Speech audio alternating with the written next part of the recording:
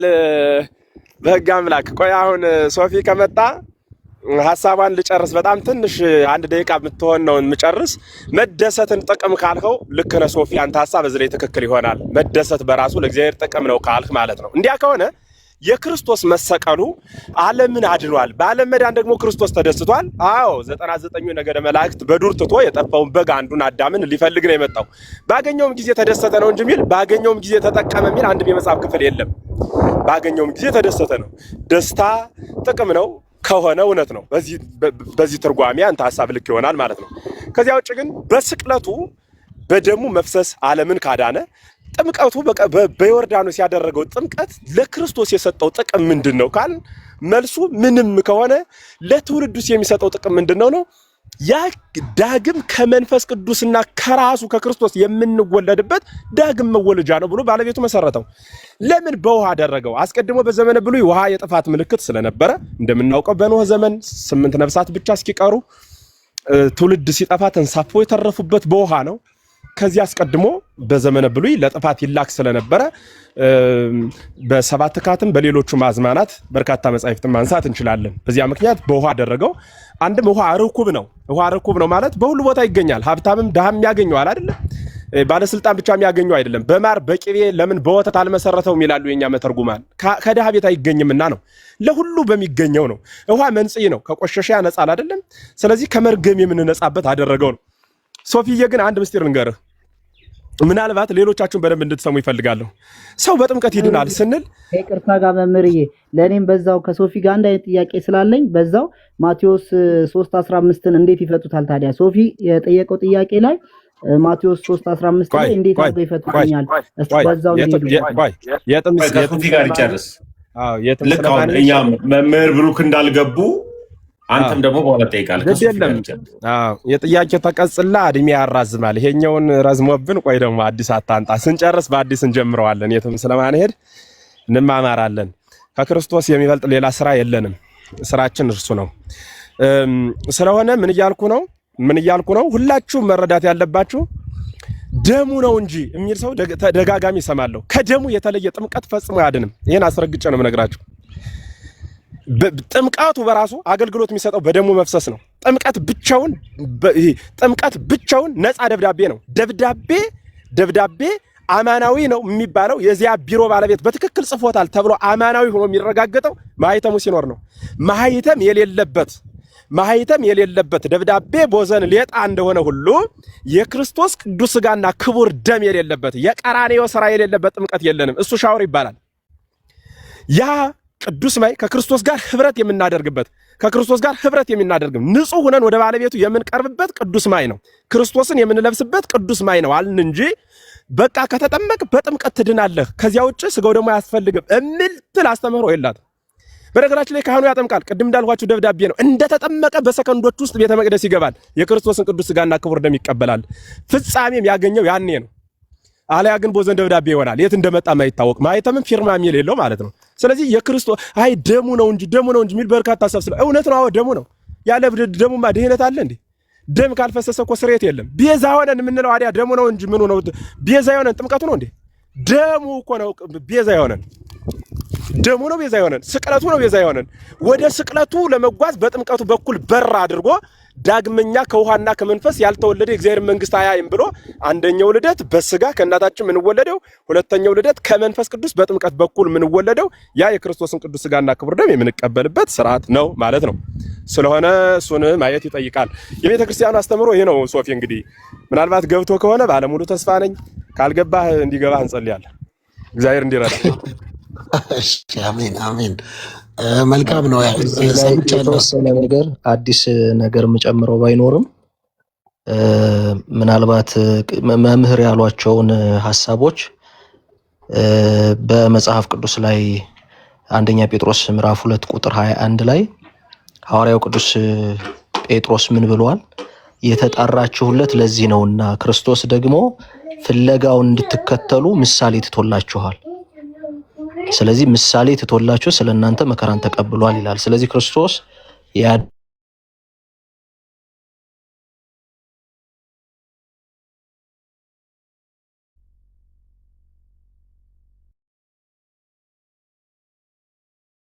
ደግሞ ፍለጋው እንድትከተሉ ክርስቶስ ደግሞ ፍለጋው እንድትከተሉ ምሳሌ ትቶላችሁ ስለናንተ መከራን ተቀብሏል የሚለውን የሐዋርያው ቅዱስ ጴጥሮስን የመጀመሪያ መልእክቱ ምዕራፍ 2 ቁጥር 21 ላይ ያለውን እንድናስተውለው ነው። አለሁኝ አልሰማም እንዴ? ምን አልባት? ጥሩ። እዚህ ክርስቶስ ያደረጋቸውን ነገሮች ሁሉ መጽሐፍ ቅዱስ እንደሚነግረን ምሳሌ አርአያ አድርገን እንወስዳለን። ጌታ ራሱ ማቴዎስ 11:28 ላይ ከእኔ ተማሩ ብሎ ተናግሯል። ከእኔ ተማሩ። ስለዚህ ከክርስቶስ ድርጊት፣ ከክርስቶስ ንግግር፣ ከክርስቶስ ሁለንተና ምሳሌና አርአያ አድርገን የምንወስዳቸው ነገሮች እንዳሉ እሱን መሰረት አድርገን እሱን ቅድም መምህር ያሉትን ነገር እንላለን። ግን በዋናነት ሶፊያ አብረህ የምትወስደው ነገር ምንድነው?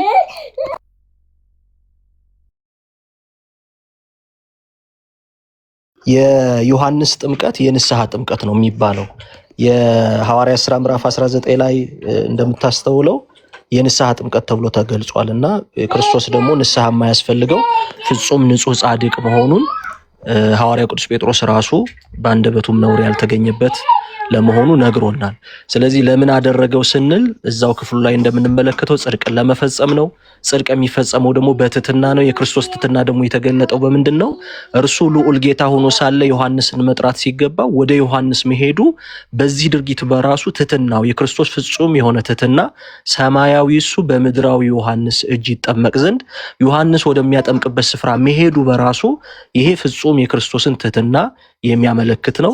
ከዛም በተጨማሪ ደግሞ የዮሐንስን አገልግሎት ቅቡልነት፣ ምክንያቱም ዮሐንስ የተላከው ከጌታ ለጌታ ስለሆነ ጸያሄ ፍኖት መንገድ ጠራጊ ስለሆነ የእሱ የብሉይ ኪዳን አገልግሎት በእግዚአብሔር የተወደደና ተቀባይነት ያለው ለመሆኑ ማረጋገጫ ነው። ከዛም በተጨማሪ ክርስቶስ የተጠመቀበት ምክንያት ኦሪትን ያሳለፈ መሆኑን ማስረጃ ነው። ክርስቶስ ሲጠመቅ ኦሪታዊ የሆነው ስርዓት ያለፈች መሆኗን የተፈጸመች መሆኗን በዛ አሳይቶናል። ጥንታውያን አባቶች ደግሞ ይህን የክርስቶስን መጠመቅ ከምን ጋር አያይዘው አስተምረውበታል? ክርስቶስ ፍጹም ሰው ለመሆኑ ማሳያ ነው። ክርስቶስ ፍጹም ሰው መሆኑን እንድናረጋግጥ ተጠመቀ። ምን ማለት መሰለ ሶፊ፣ እንደምታስታውሰው በሁለተኛው ክፍለ ዘመን የኖስቲሲዝም ወይንም ዶሲቲዝም የሚባለው አስተምህሮ ልጨርስ አይ አንድ ላይ እንድትመልስልን ነው። ሶፊ ብቻ ሳይሆን አይ ልጨርስ፣ ይቅርታ። አይ እንደዚህ አይደረግም። ሲጀመር የእግዚአብሔር ቃል እየተነገረ መሀል ላይ አይገባም፣ ነውር ነው። ይዘጋለሁ። መልካም። አይ የእግዚአብሔር ቃል ስለሆነ ቆይ፣ ችግር የለም ታገሰኝ። የኖስቲሲዝም እንቅስቃሴ ነበር ታውቃለህ፣ ወይም ዶሲቲዝም የሚባሉ ክርስቶስ ፍጹም ስጋን ነስቶ ሳይሆን መስሎ ነው የተገለጠው፣ ሰው በመሆን ሳይሆን በመምሰል ነው የተገለጠው የሚል አመለካከት የነበራቸው ነበሩ። ቅዱስ ኤፍሬም ሶሪያዊ ይህንን ክፍል ሲያብራራ ለእንደዚህ አካላት መልስ ሲሰጥ ተጠመቀ የሚባለው አካል አካላዊነት ከሌለው የሚዳሰስ የሚጨበጥ ካልሆነ ተጠመቀ ሊባል አይችልም። ስለዚህ የክርስቶስ መጠመቅ አካላዊነት ስጋ ያለው አካላዊ መሆኑን የሚዳሰስ የሚጨበጥ መሆኑን ፍጹም ሰው መሆኑን ማረጋገጫ አድርጎ ሰጥቶናል። ምክንያቱም ተጠመቀ የሚባለው አካል ወደ ውሃው መዘፈቅ አለበት፣ ወደ ውሃው መነከር አለበት። ያ ደግሞ ሊሆን የሚችለው አካላዊ ሲሆን ነው። የሚዳሰስ የሚጨበጥ ምን ሲኖረው ነው? ስጋ ሲኖረው ነው ብለው ይህን የክርስቶስን መጠመቅ ፍጹም ሰው ለመሆኑ ከስጋችን ከነፍሳችን ከስጋችን የነሳ በእውነተኛ ተዋህዶ የተገለጠ መሆኑን ማስረጃ አድርገውም አስተምረውበታል ለማለት ነው። መምህር ኤፍሬም ጋር ትቀጥላላችሁ። ምናልባት ሌላ ጥያቄ ካለ ይሄን ለመጨመር ነው።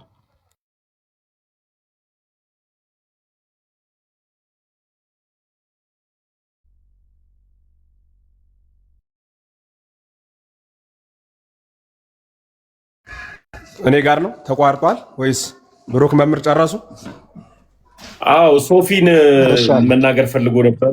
ሶፊ ይስጥ ሀሳብ ይናገር። ሶፊያችን ቀጥል።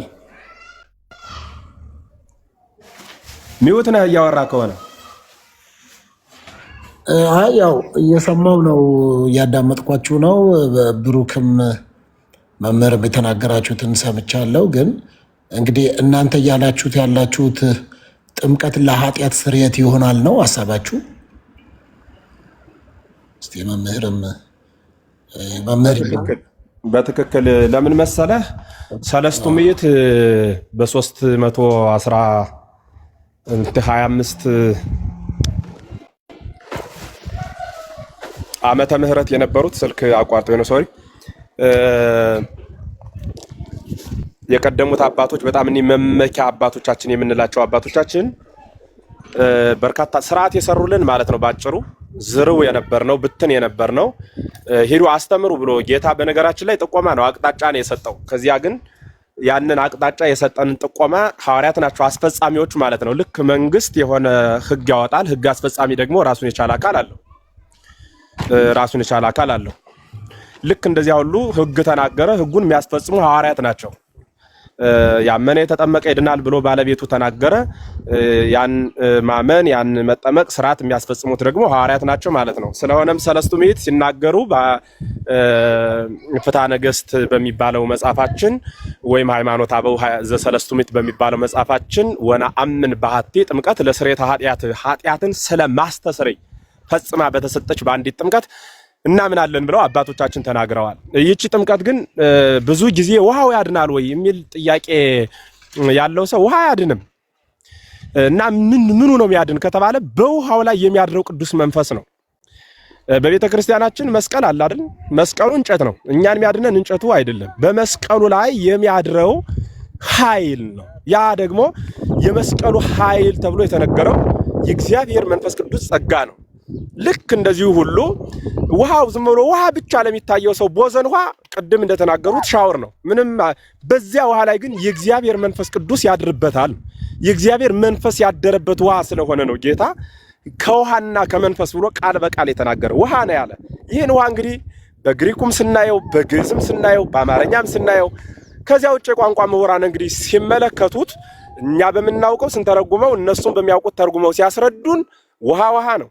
በዚህ ውሃ የተጠመቀ ከዚህ ውሃ ያልተጠመቀ ወደ እግዚአብሔር መንግስት አይገባም። ሐዋርያው ቅዱስ ጳውሎስም ከክርስቶስ ጋር ህብረት ለማድረግ ከክርስቶስ ጋር ህብረት የሌለው ድህነት የማያገኝ ከሆነ ወይም ኃጢአቱ የማይቀርለት ከሆነ ከክርስቶስ ጋር ህብረት ለማድረግ ደግሞ ምን ማድረግ አለበት? መጠመቅ አለበት ካለ ኃጢአት የሚሰረይባት ናት ያቺ ጥምቀት ማለት ነው። ይቺ ጥምቀት ኃጢአታችን ይሰረይባታል የምንላት በውሃው ውስጥ ባደረው የእግዚአብሔር መንፈስ በውሃው ውስጥ ባደረው የክርስቶስ መንፈስ የእግዚአብሔር መንፈስ ተብሎ የተነገረው መንፈስ ቅዱስ በህድረተ መንፈስ ቅዱስ የሚከወን ነው ማለት ነው። ለምሳሌ በቤተ መቅደስ ጸበል እንላለን፣ እምነት እንላለን። ጸበል ብለን የምንጠጣው ውሃ ነው። ጸበል ብለን ያመንበት በውስጡ በሚያድረው መንፈስ ነው። እምነት የምንለው እኮ ከእንጨት የሚወጣ አመድ ነው። እምነት የሆነው በዚያ ውስጥ ያለውን የእግዚአብሔር ኃይል ስላመንበት ነው። ስናምንበት ነው ሁሉም አገልግሎት መስጠት የሚችለው። ቃሉ ይፈውሳል። የክርስቶስ ቃል የሚባለው በቃሉ ስላመንበት እንጂ ቃሉን ሳያምኑበት አይፈውስም። መጽሐፍ ቅዱስን የተሸከሙት ብዙዎቹ ናቸው፣ የሚድኑት ግን ጥቂቶቹ ናቸው። ስለሆነም ባጭር ምን እያልሁ ነው ያለሁት? ኃጢአትን የውሃ ጥምቀት ኃጢአትን ያስተሰርያል ብለን እናምናለን። በውሃው ውስጥ ያደረው መንፈስ ቅዱስ ነው ግን በዋናነት ሊሰመርበት የሚገባ ከመንፈስ ቅዱስ የተለየ ውሃ አያድንም። መንፈስ ቅዱስ ያደረበት ውሃ ነው የሚያድነው። መንፈስ ቅዱስ ካደረበት ደግሞ ሁሉም ያድናል። መንፈስ ቅዱስ ያደረበት ለጊዜው ግን ትእዛዝ የተሰጠን በውሃው ጥምቀት በኩል ስለሆነ እርሱን እንፈጽማለን ማለት ነው። ግልጽ ከሆነ ሶፊያችን። እሺ እየሰማሁ ነው። ግን አሁን ለምሳሌ መጽሐፍ ቅዱስ እንደሚናገር በተለይም ደግሞ የቆላሲያስ መጽሐፍ ምዕራፍ 2 ቁጥር 12 ላይ በጥምቀት ከእርሱ ጋር ተቀበራችሁ፣ በጥምቀት ደግሞ ከሙታን ባስነሳው በእግዚአብሔር አሰራር በማመናችሁ ከእሱ ጋር ተነሳችሁ ይላል። ምን ማለቱ ይሆን? በትክክል በጥምቀት ከእርሱ ጋር ተቀበራችሁ ማለት ከክርስቶስ ጋር ህብረት የምናደርገው። በነገራችን ላይ አንድ ክርስቲያን ሲጠመቅ አሁን እኛ የምንኖረውን አኗኗር ተወው። የብዙዎቻችን እምነት የከንፈር ወደ መሆን መጥቷል። በቸርነቱ ይጠብቀን። እንግዲህ ድክመታችን አይቶ ባለቤቱ ያበርታን። ይሄ ሁል ጊዜያችን ጸሎታችን ነው። አባቶቻችን በጥምቀት ከክርስቶስ ጋር መቀበር ማለት አንድ ሰው ከተጠመቀ በኋላ ለኃጢአት ርኩብ አይደለም፣ አይገኝም ለኃጢአት። በቃ ከዚህ በኋላ እኔ ከክርስቶስ ጋር ህብረት አድርጌያለሁ፣ ክርስቶስ በእኔ ነው የሚኖር ይልና ንጽህናውን ጠብቆ ነበር የሚኖር። ልክ የሆነ አዲስ ልብስ ስትለብስ ቆሻሻ ላይ አትቀመጥም አይደል? ንጽህናን ትጠብቃለህ። ልታርፍ እንኳን ብትሻ የተወለወለ መቀመጫ ትፈልጋለህ፣ ለልብሱ ንጽህና ስትል ማለት ነው። እኛ ግን ክርስቶስን ያህል ለብሰን ለልብስ ሰው የሚጠነቀቀውን ያህል እንኳን አንጠነቀቅም። ለዚህ ነው አሁን ያለውን ተወው ያልኩህ ማለት ነው። አካሃዳችን። ሌላው ንጹህ ሊሆን ይችላል። ራሴን አብነት አድርጌ ልናገር። ስለዚህ ምን ማለት ፈልጌ ነው ባጭሩ ከክርስቶስ ጋር መቀበር ማለት ክርስቶስ በክርስቶስ አምነህ ጥምቀቱን በምትቀበልበት ጊዜ ያኔ ከክርስቶስ ጋር አብረህ ተቀብረሃል። በቃ ከዚህ በኋላ እኔ ህብረቴ ከክርስቶስ ጋር ነው ትላለህ። የሞተ ኃጢአት አይሰራም። ሐዋርያው ቅዱስ ጳውሎስም ምውተ ረስዩ ነፍስተክሙ ለምግባረ ኃጢአት ብሏል። ሰውነታችሁን ለኃጢአት ስራ አስከሬን አድርጉት ብሏል አይደል? የሞተ አድርጉት ብሎ ተናግሯል። ለኃጢአት ስራ ልክ የሞተ ሰው ኃጢአት እንደማይሰራ ሁሉ እናንተም ኃጢአትን እንደሞተ ሰው ሁኑባት። ልትይዛችሁ ስትመጣ አትያዥ ይበሏት ማለት ነው። አየህ በክርስቶስ የሚያምን ሙቷል ማለት ነው። በቃ ከዚህ በኋላ ለኃጢአት እኔ መዋቲ ነኝ ብሎ ማመን ክርስቶስ በእርሱ ስለሚያበራ ሐዋርያው ቅዱስ ጳውሎስ እኔ በክርስቶስ ክርስቶስ በእኔ እንዳለ አታውቁም ምን ብሏል? ያኔ አየህ ሰው ከተጠመቀ በኋላ በተጠመቅበት ንጹህ ገላ ክርስቶስ ባጠበው ንጹህ ገላ ቆሻሻ ላይ መቀመጥ እንደማይገባ የተነገረ ቃል ነው። መኖር ያለበት በዚህ ህይወት ስለሆነ ለዚህ የተነገረ ቃል ነው። ከዚያስ ደግሞ ከእርሱ ጋር እንደምትነሱ አታውቁምን ማለት የተጠመቀ ሰው ትንሣኤን ያገኛል። ያ ትንሣኤም ዘለክብር ይባላል። የክብር ትንሣኤ ነው፣ የህይወት ትንሣኤ ነው። ከክርስቶስ ጋር አብሮ በመንግስተ ሰማያት እያበሩ የመኖር ህይወት ነው ማለት ነው። ሌሎች ይጨምሩ እንግዲህ እንደዚያ ነው የሚሆነው። ጥሩ። እንደዛ ከሆነ እንግዲህ የሰው ልጅ ኃጢአት በክርስቶስ ደም ነው የሚታጠበው፣ በጥምቀት ነው የሚታጠበው? ኃጢአቱ በደሙ ይታጠባል ወይስ በጥምቀት? ጥምቀት የተለየ ደም የለንም። ከደም የተለየ ጥምቀት የለንም። አንዱን ስታረግ አንዱን ተው የሚል ቅደም ተከተል እንደ ውሃና እንደ እንጀራ ውሃ ስትመገብ እንጀራው ይቅር፣ ስትጠጣ እንጀራው ይቅር፣ እንጀራውን ስትመገብ ውሃው ይቅር የሚባል አስተምህሮ የለም። በቤተ ክርስቲያን በደሙ እናምናለን። ቅዱስ ስጋውን ክቡር ደሙን እንቀበላለን። በጥምቀቱን እንነጻለን። በቀጥታ አሁን እንትኑን ይበሉኝ እርስዎ እረዳዎታለሁ፣ ግን ለኃጢአት ስርየት ደሙ ወይስ ጥምቀት ነው? ሁለቱም አንድ ላይ ካሉ እንዴት ነው? ደም ያልፈሰሰለት ጥምቀት የለም። ጥምቀት የሌለበት ደም መፍሰስም የለም። ደሙን ከማፍሰሱ በፊት ጥምቀትን መስርቶልናል። ጥምቀትን ከመሰረተ በኋላ ደሙን አፍሶልናል። አንዱን አስገብተህ አንዱን ውጣ የሚባል ተቃራኒ አይደሉም። ብርሃንና ጨለማ ነው አንድ ላይ ማይኖር። አሁን ያንተ ጥያቄ ፀሐይ ነው ለሰው የሚያበረው ጨረቃ ነው ብለህ ብትጠይቀኝ አንዱ በቀን ሌላኛው በሌሊት ነው የሚመጡት። ህብረት የላቸውም። ፀሐይና ጨረቃ አንድ ላይ ያበሩበት ዘመን የለም። መምህር ያው እንግዲህ ጴጥሮስ ሲናገር እንደሰሙትና እንደሚያውቁት የሚናገር እንደ እግዚአብሔር ቃል ይናገር ነው አይደለ? ስለዚህ ከእግዚአብሔር ቃል አንጻር አሁን ሎጂክን ሳይሆን የምናደርገው ከሎጂካ ሳይሆን በትክክል የቱ ጋ ነው ለጥምቀት ነው። ለምሳሌ አሁን እዚህ እንግዲህ ያነበብነው የቆላስይስ ምዕራፍ 2 ቁጥር 12 ላይ በጥምቀት ከክርስቶስ ጋር ተቀብራችሁ ደግሞ እንደዚያው በመነሳት ለምሳሌ አንድ ሰው ውሃ ውስጥ ሲዘፈቅ ከክርስቶስ ጋር አብሬ ሞቻለሁ፣ ከዛ ሲወጣ ደግሞ ከክርስቶስ ጋር አብሬ ተነስቻለሁ የሚል ለምልክት እንደሆነ መተባበርን ከሞቱ ጋር መተባበርን ከመነሳቱ ጋር መተባበርን እንደሆነ እንግዲህ ቆላስይስ መጽሐፍ በደንብ አድርጎ ነው የሚናገረው እና የሚያብራራውም። ስለዚህ ከዚህ አንጻር ኃጢአት ግን የሚሰረየው በደሙ ነው ወይስ በውሃው ነው? አሁን ውሃው በመጠመቁ ነው የሚሰረይለት ወይስ የክርስቶስ ደም መፍሰስ? ለምን አንጠይቀውም? ቅዱስ ጴጥሮስን ለምን አንጠይቀውም? ለምሳሌ መጨረሻ ቃል ልናገር እና ከዚያ መምህር ብሩክ ይቀጥላሉ። ሶፊ ጋር ወንድማችንም ጥያቄህን ትቀጥላለህ። ከዚያ ምንድን መሰላችሁ የሚሆነው እኔ የምናገረው እማምነውን ነው። ቤተ ክርስቲያኗ የምታምነውን ምእመን የምታምነውን ምእመን የምታስተምረውን በእኛ በኢትዮጵያ ኦርቶዶክስ ተዋሕዶ ቤተክርስቲያን ምእመን ማለት ማናት ካላችሁኝ ጠቅላላ ከፓትርያርክ እስከ ዛሬ እስከተጠመቀው ሕፃን ያሉት ማለት ነው። ይቺ ምእመን የምታምነውን በስርዓት የተሰራው በህግ የተቀመጠውን ነው የነገርኩህ። ሎጂክ አይደለም። አንድ ሰው ስጋው ደሙን ተቀብለሃልና እንዳትጠመቅ የሚባል ህግ የላትም። ተጠምቀሃልና ስጋው ደሙን እንዳትቀበል የሚባል ህግ የላትም። ያልተጠመቀ ስጋው ደሙን አይቀበልም። ስጋው ደሙን የማይቀበል ሰው አይጠመቅም። ስጋው ደሙን የማትቀበል ከሆነ አስቀድመህ አትጠመቅም። የተጠመቅ ከሆነ የግድ ስጋው ደሙን ትቀበላለህ። የቤተ ክርስቲያን አስተምህሮ ይሄ ነው። አንዱን ጥሎ አንዱን አንጠልጥሎ የለም። ሁለቱም ብርሃን ነው። ሁለት ተብሎም አይነገርም በንግግር። ይሄ ጥምቀት ይናል ነው እንጂ የጥምቀቱ መስራችም ክርስቶስ ነው። የደሙ መፍሰስም የክርስቶስ ነው።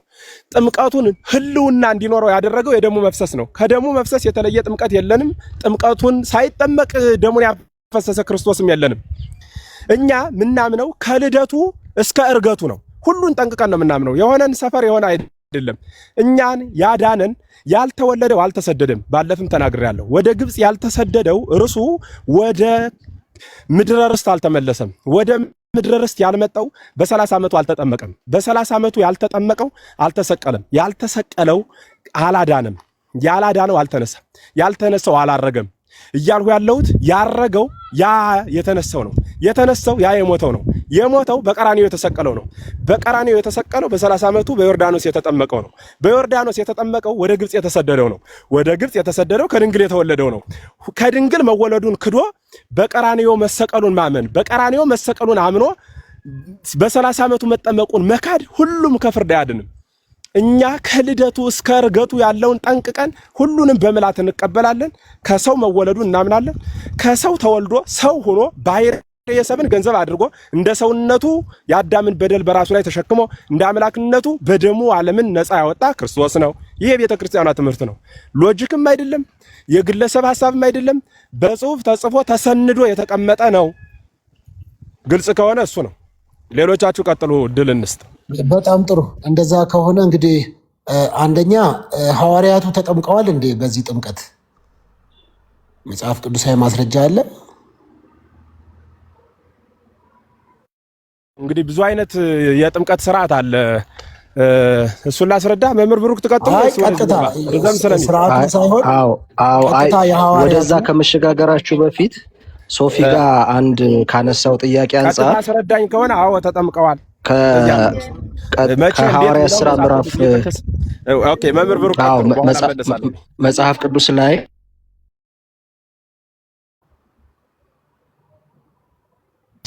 መምህር ብሩክ ኔትወርካቸው ጥሩ አይመስለኝም። ቀሲስ መምህር ኤፍሬም ቃለ ሕይወት ያሰማልን የሚል ቃል አለ። እንዴት ነው የምትፈታው ይሄን? ብሩክ ይቀጥሉ እንደገና።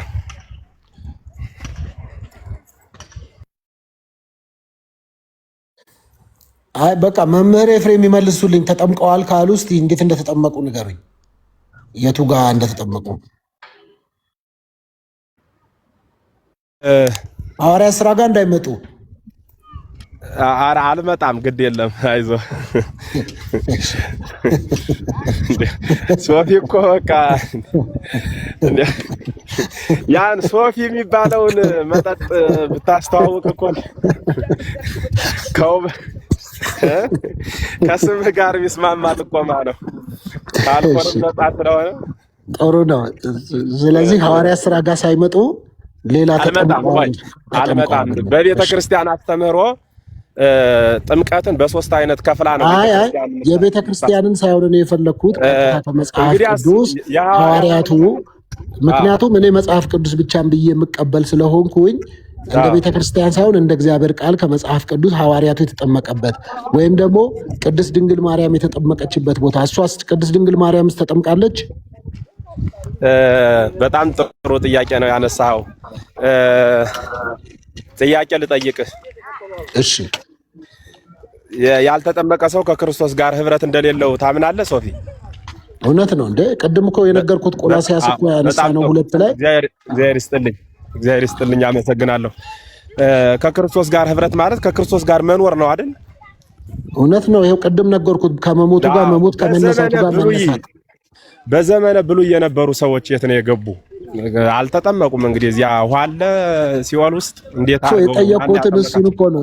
እርስዎ መጠመቅ ከድነት ጋር ስላገናኙት እኔ እኮ ጥምቀት ለድነት ይሆናል ብዬ አይደለም የምቀበለው። እርስዎ ስላሉኝ እስቲ ይንገሩኝ ነው። ከሐዋርያቱ መካከል ወይም ቅድስት ድንግል ማርያም በእርግጠኝነት ተጠምቃለች ብለው ያምናሉ? ወደ እሱ ነው አሁን ያንን ሁሉ መልስ ለመስጠት ወደዚያ ስገባ፣ መጽሐፍ ቅዱስ ሁሌም ቢሆን አቅጣጫ ጠቋሚ ነው። እኛ ደግሞ በመጽሐፍ ቅዱስ ብቻ ምናምን አማኞች አይደለንም። መጽሐፍ ቅዱስ የተብራራባቸውን ክታቦች ሁሉ እንቀበላለን። ቅዱስ ዮሐንስ አፈወርቅ በጥቅሉ አፖስቶሊክ ፋዘርስ የሚባሉ የቀደሙ አባቶች እነ ቅዱስ ቄርሎስ፣ እነ ቅዱስ አግናጢዮስ ምጡዕ ዘአንበሳ፣ እነ ቅዱስ ሄሬኔዎስ፣ ሌሎቹም ሊቃውንት ያብራሩበት ዛሬ ላይ በእንግሊዝ ብቻ የምታያቸው እንትኖች ቃላቶች በእንግሊዝኛ ተጽፈው የተቀመጡት ሐሳቦች ብቻ ሳይሆኑ በመጽሐፍ በብራና ሳይቀር በሀገራችን በቅዱስ ቤተክርስቲያን ተጽፈው አግናጢዎስ ምን እንዳለ እሱን ምንም እቀበላለሁ። እሱን በሙሉ እናንተ የምትሉትን ነገር እኔ እቀበላለሁ፣ አከብራለሁ።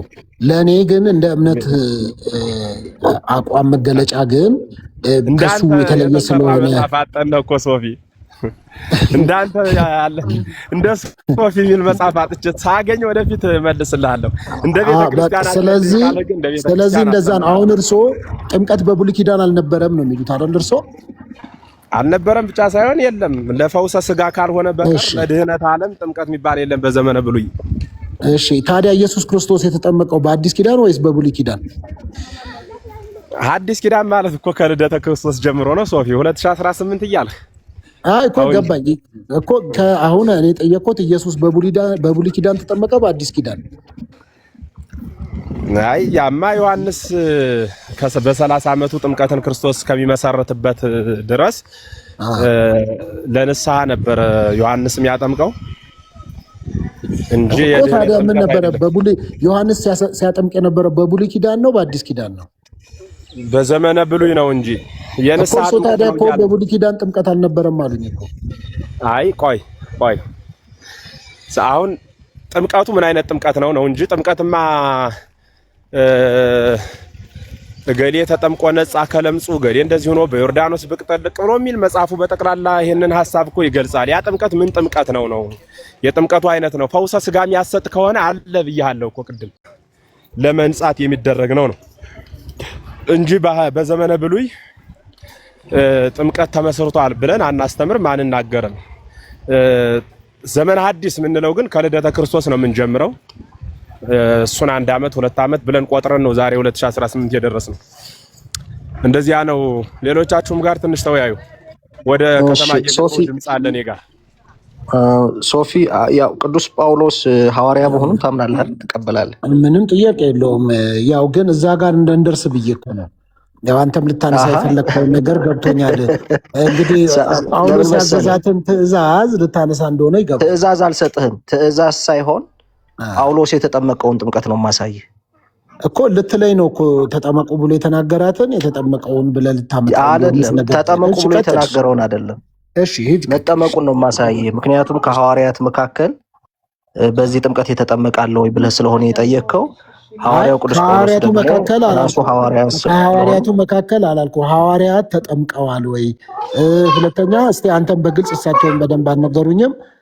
ቅድስት ድንግል ማርያም ተጠምቃ ነበር ወይ? አው ቅድም እኮ ስትነጋገሩ ምን ብለህ ነበረ? ለምሳሌ ሐዋርያት ተጠምቀዋል ወይ ከሐዋርያት የተጠመቃለ ወይ ያልክ ስጠይቅ ስለነበረ ነው ያልኩህ። ያው እንግዲህ ጳውሎስ የነበረበት የሐዋርያት ተጠምቋል። ጳውሎስ ግን ተጠምቋል አልተጠመቀም? ሶፊ እኮ እሱን እንድንመጣ ነው። ግን እስቲ እቺን መልስልኝና እሱን በሰፊ እናወራበት። ቅድስት ድንግል ማርያም ተጠምቃለች ጥምቀት?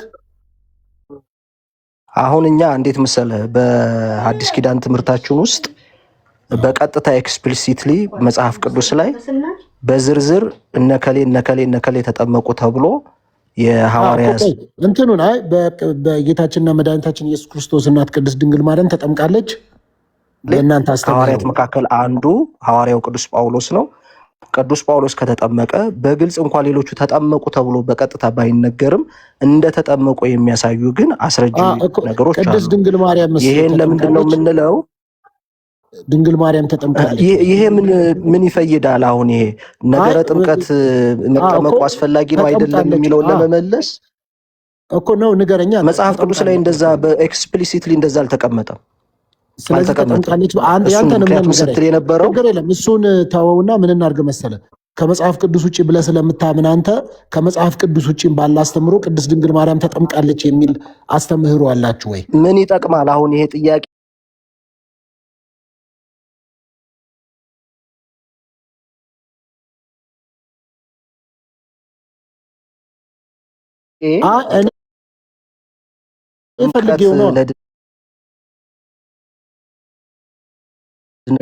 ለእኔ መልስልኝ ማለት ቅድም ያነበብኩሉ ቆላስይስ 2:12 ላይ ከክርስቶስ ጋር አብረን ሞቱን በሚመስል ሞት መነሳቱን በሚመስል ደግሞ መነሳት አንድ ሰው ውሃ ጥምቀት ውስጥ ወይም ውሃ ውስጥ ሲዘፈቅ ከሱ ጋር ሞቻለሁ፣ ከውሃው ሲወጣ ደግሞ ከሱ ጋር አብሬ ተነስቻለሁ እያለ ያንን መተባበር እያደረገ ለሌሎች ደግሞ አሮጌው የነበረው ህይወቴ ሞቶ አዲስ ህይወት ይዤ ተነስቻለሁ ሲል በውሃ ይተባበራል ብዬ ነው የማምነው። የኔ የእምነት አቋም እንደዛ ነው ያልኩኝ ነው። እሱን ተረድቻለሁ። ግን የኔ ጥያቄ ምን መሰለ? ያ ደም በቀራኒው ላይ የፈሰሰው ደም ፊዚካል ነው ወይስ ሲምቦሊክ ነው ብዬ ጠይቄያለሁ። ፊዚካል ደም ነው አልከኝ። ፊዚካል ከውሃ ወደ ደም መቀላቀልከው እኮ። ውሃውና ደሙ አብረን ነው የምናየው ብለው እኮ መምህር ኤፍሬም እኮ ቅድም አስረድተውናል። እናንተ አስተምሮ ነው፣ እኔን እኮ አይመለከትማ። እሺ አንተን አይመለከትም። ስለዚህ አሁን እየጠየቁ እሳቸው እኮ ቅድም እንደዛ ሲያስረዱኝ በቃ መብቶት ነው ብዬ የኛ አስተምህሮ እንደዛ ነው የምንቀበለው ሲሉ እሺ ብዬ ተረድቼ ዝም አልኩ። የኔ እኮ ጥያቄ አንተ በምታምነው ላይ ነው። አትጠይቅ ካልከኝ ችግር የለውም አልጠይቅም። ግን የኔ አንተ በምታምነው ላይ ጠይቀኝ ችግር የለውም እኮ ብያለሁ። እኔ አሁን ስለ ውሃ ጥምቀት የውሃ ጥምቀትን ያነሳ ነው ወደ ደሙ ጋር ወደ መስቀሉ ጋር ምናምን ባንሄድ አብሮ ነው የሚሄደው እኮ እያልኩ ነው። ወይ ለአንተ ነው አብሮ የሚሄድልህ፣ ለአንተ እኮ ነው አብሮ የሚሄድልህ። ለእኔ አይመለከተኝም። የእኔ የእምነት አቋም አልኩና የቆላስይስን መጽሐፍ 2:12 አንስቼልህ እንደዚህ ነው የምናደርገው። የኔ እምነት አቋም በውሃ ከክርስቶስ ኢየሱስ ጋር የምተባበርበት ነው። ፓስተርዬ አሁን እኮ ለምን መሰለ ይሄንን የምናነሳው? አንደኛ ነገር የክርስቶስ ደም ነው የሚያድነኝ ስላልክ ሐሳቡን ያነሳው አንተ ነህ አይደለ? እንደውም ስርየት ኃጢአት የሚገኘው በጥምቀት ሳይሆን በደም ነው ብለህ አነሳ። ስለዚህ የኔ ጥያቄ ለአንተ ያ ደሙ መቼ ነካ? ፊዚካል ደም የፈሰሰ ደም አለ አይደለ?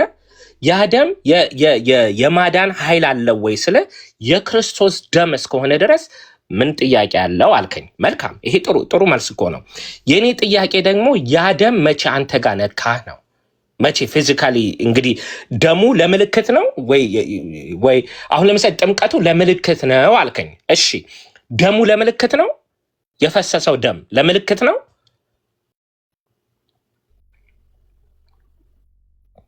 ፓስተር ከኔ ጋር ነህ? ጨርስ ብዬ እኮ ነው። ያው በመሃል ገባህብኝ እንዳትል ብዬ ነው። አይ አሁን እኮ እየጠየቅኩ ነው። ስለዚህ ያ የፈሰሰው ደም ለምልክት ነው ወይ የፈሰሰው ወይስ የእውነት የፈሰሰው ፊዚካል ደም ነው ብለህ ነው የምታምነው? አዎ ለምን ይላል እንግዲህ ዕብራውያን 9:12 ላይ ማየት ትችላለህ። የዘላለም ቤዛ እንደሆነ ደሙ የፈሰሰው ደም የኢየሱስ ክርስቶስ ደም እንግዲህ የዛሬ 2000 ዓመት የፈሰሰ ነው አይደለም? ግን ዛሬም ሰውን ከኃጢአት የማንጻት የመፈወስ የመታደግ ኃይልና እንትኑ አልቀነሰም። ምክንያቱም ዛሬ ትኩስ ነው ደሙ፣ ዛሬም ማለት ነው። ትኩስ ነው ማለት አክቲቭ ነው ማለት ነው። አንተን መቼ ያገኛል? ታዲያ እንደዛ እንበል። ለምሳሌ ኢሳያስ ትንቢት ሲናገር ምን ብሎ ተናገረ? በእሱ ቁስል እኛ ተፈወስን አለ። ኢየሱስ ክርስቶስ ከመምጣቱ ከ720 ዓመት በፊት የተነገረ ትንቢት ነው። ታዲያ ኢሳያስ ከየት መጥቶ ነው በእርሱ ቁስል እኛ ተፈወስን ያለው? እንግዲህ እሱ የተናገረው ትንቢት ከ720 ዓመት በኋላ ከተፈጸመ ከየት መጥቶ ነው ታዲያ ነብዩ በእሱ ቁስል እኛ ተፈወስን ያለው? ይሄ ጥሩ ጥያቄ እኮ ነው ፓስተር፣ በጣም ጥሩ ጥያቄ ነው። እሺ ኢሳያስ ትንቢት እየተናገረ ነው። ትንቢት የሚናገረው ስላልተፈጸመው ገና ኢየሱስ ክርስቶስ ስለሚመጣው ትንቢት እየተናገረ ነው።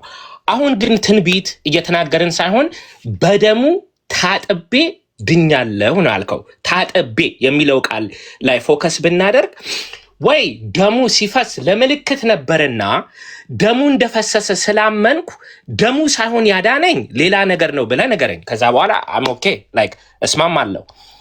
ደሙ ነው ግን ያዳነኝ ከሆነ ደሙ መቼ ነካህ ብዬ እጠይቃለሁ። ደሙ መቼ ነው አንተ ጋር የደረሰው? ወይ እንዳልከው ነው ወይ በፋይቭ ሶላ እምነት ብቻ ብለህ ከሆነ ደሙ መፍሰስ አምናለሁ ለምልክት ነው የፈሰሰው፣ ወይም ደሙ ራሱ ሳይሆን የሚያድነን ዝም ብዬ እምነቱ ነው የምትለኝ ከሆነ እቀበላለሁ። አይደለም ደሙ ራሱ አድኖኛል ካልከኝ ግን ደሙ መቼ አንተ ጋር ደረሰ ብዬ ግን ጠይቃለሁ። ለአንብብልሽ ዕብራውያን 9:11 ጀምሮ ነገር ግን ክርስቶስ ይመጣ ዘንድ ላለው መልካም ነገር ሊቀ ካህን ሆኖ በምትበልጠውና በምትሻለው በእጆችን ባልተሰራች ማለት ለዚህ ፍጥረት ባልሆነች ድንኳን የዘላለምን ቤዛነት አግኝቶ አንድ ጊዜ ፈጽሞ ወደ ቅድስት በገዛ ደሙ ገባ እንጂ በፍየሎችና በጥጆች ደም አይደለም።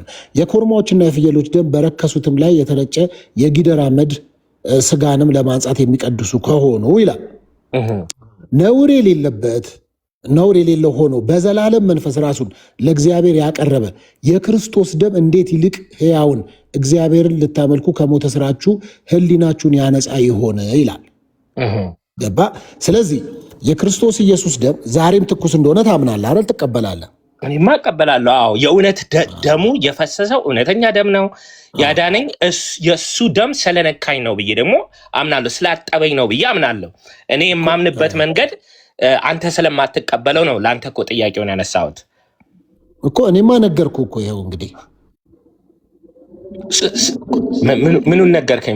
ምኑን አነበብኩልህ እኮ የዕብራውያንንም አነበብኩልህ የሚናገረውን። አሁንማ ይኸውልህ ሶፊ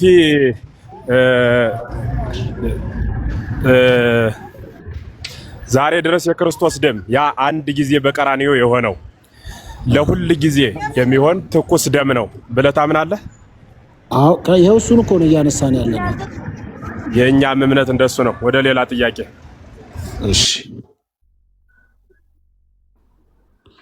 እሺ እንግዲህ መምህር፣ እሺ ሶፊ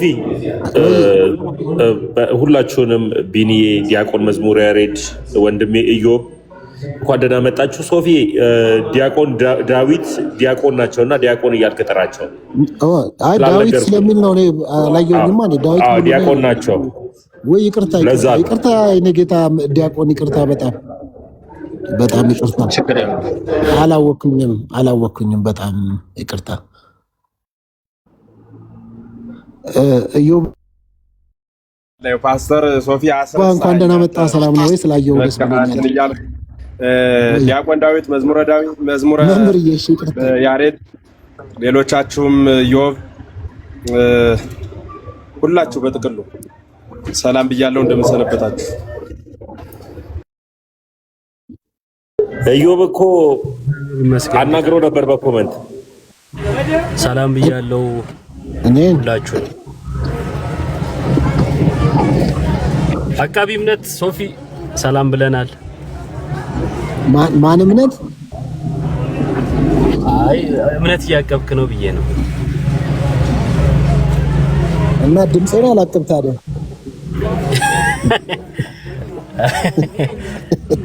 ስትጠየቅ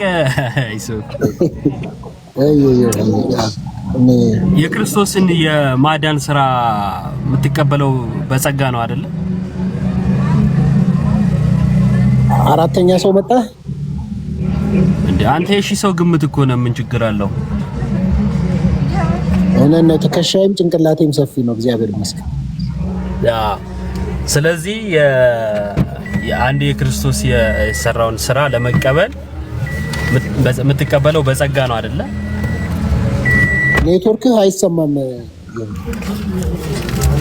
ኧረ ይሰማል ሶፊ። አይ እኔ ጋር እየተሰማኸኝ አይደለም። አሁን ይሰማል ስል ተሰማ፣ ስጠይቅህ አይሰማም እኮ። ስጠይቀኝ ነው እኮ የማይሰማኝ። እሺ አይ ምንድነው ሐሳቤ ነበር። ይመቾት እርሶ ደግሞ እናንተ እርሶ ስንት ጊዜ ኖረን እርሶ መነካው። ዲያቆን መዝሙረ ስላየሁት ደስ ብሎኛል። ናፍቀውኝ ነበር የጠፉ። እሺ የጸጋ መቀበያ ማለት ጸጋውን ጌታ ኢየሱስ ክርስቶስ አንዴ በመስቀል ላይ ባደረገው ስራ እንድናለን ብለን ስንል አንዴ የሰራው ለዘላለም ነው። ዳግም መሞት ሳያስፈልገው አንዴ በሞቱ ያድነናል እያልን ነው። ይሄንን እናምናለን እኛ። ነገር ግን ኢየሱስ ክርስቶስ የዛሬ 2000 ምናምን ዓመት የሰራውን ስራ እኛ ስንቀበል እንዴት ነው የምንቀበለው ላይ ልዩነት አለ። አሁን ይሄ አንዱ ልዩነት ምንድነው?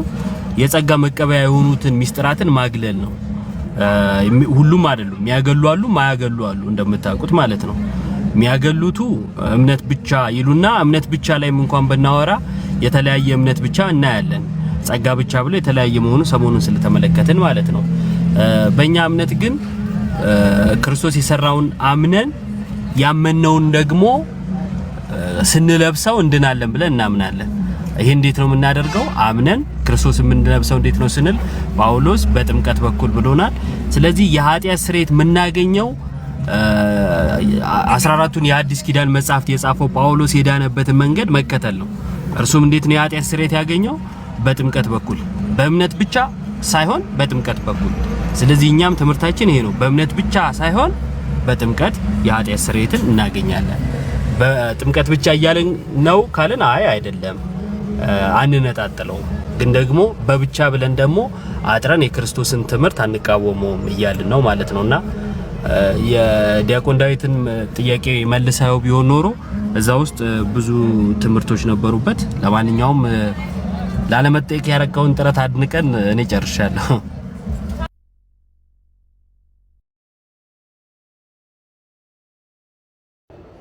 መጋቢ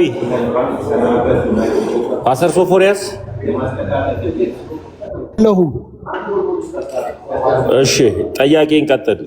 የኢዮብን ማትመልስም አውቃለሁ። ወደ ሌላ ጥያቄ ቀጥል። ኢዮብ አይመልስልህም። ጥሉ ያሬዶ፣ ሌሎቻችሁም ቀጥሉ። እሺ ሰላም ብያለው። ሰላም ይሁንላችሁ። መምህር ኤፍሬም፣ ፓስተር ሶፊ፣ መምህር ብሩክ፣ ዲያቆን ዳዊት፣ ዶክተር ቢኒ፣ መምህር ተመስገን፣ ኢዮባ ሁላችሁንም ሰላም ብያለው። ሰላም እግዚአብሔር ከኔም ከእናንተ ጋር ይሁን። ፓስተር ስላገኘሁት ደስ ብሎኛል። እንዴት ኖት?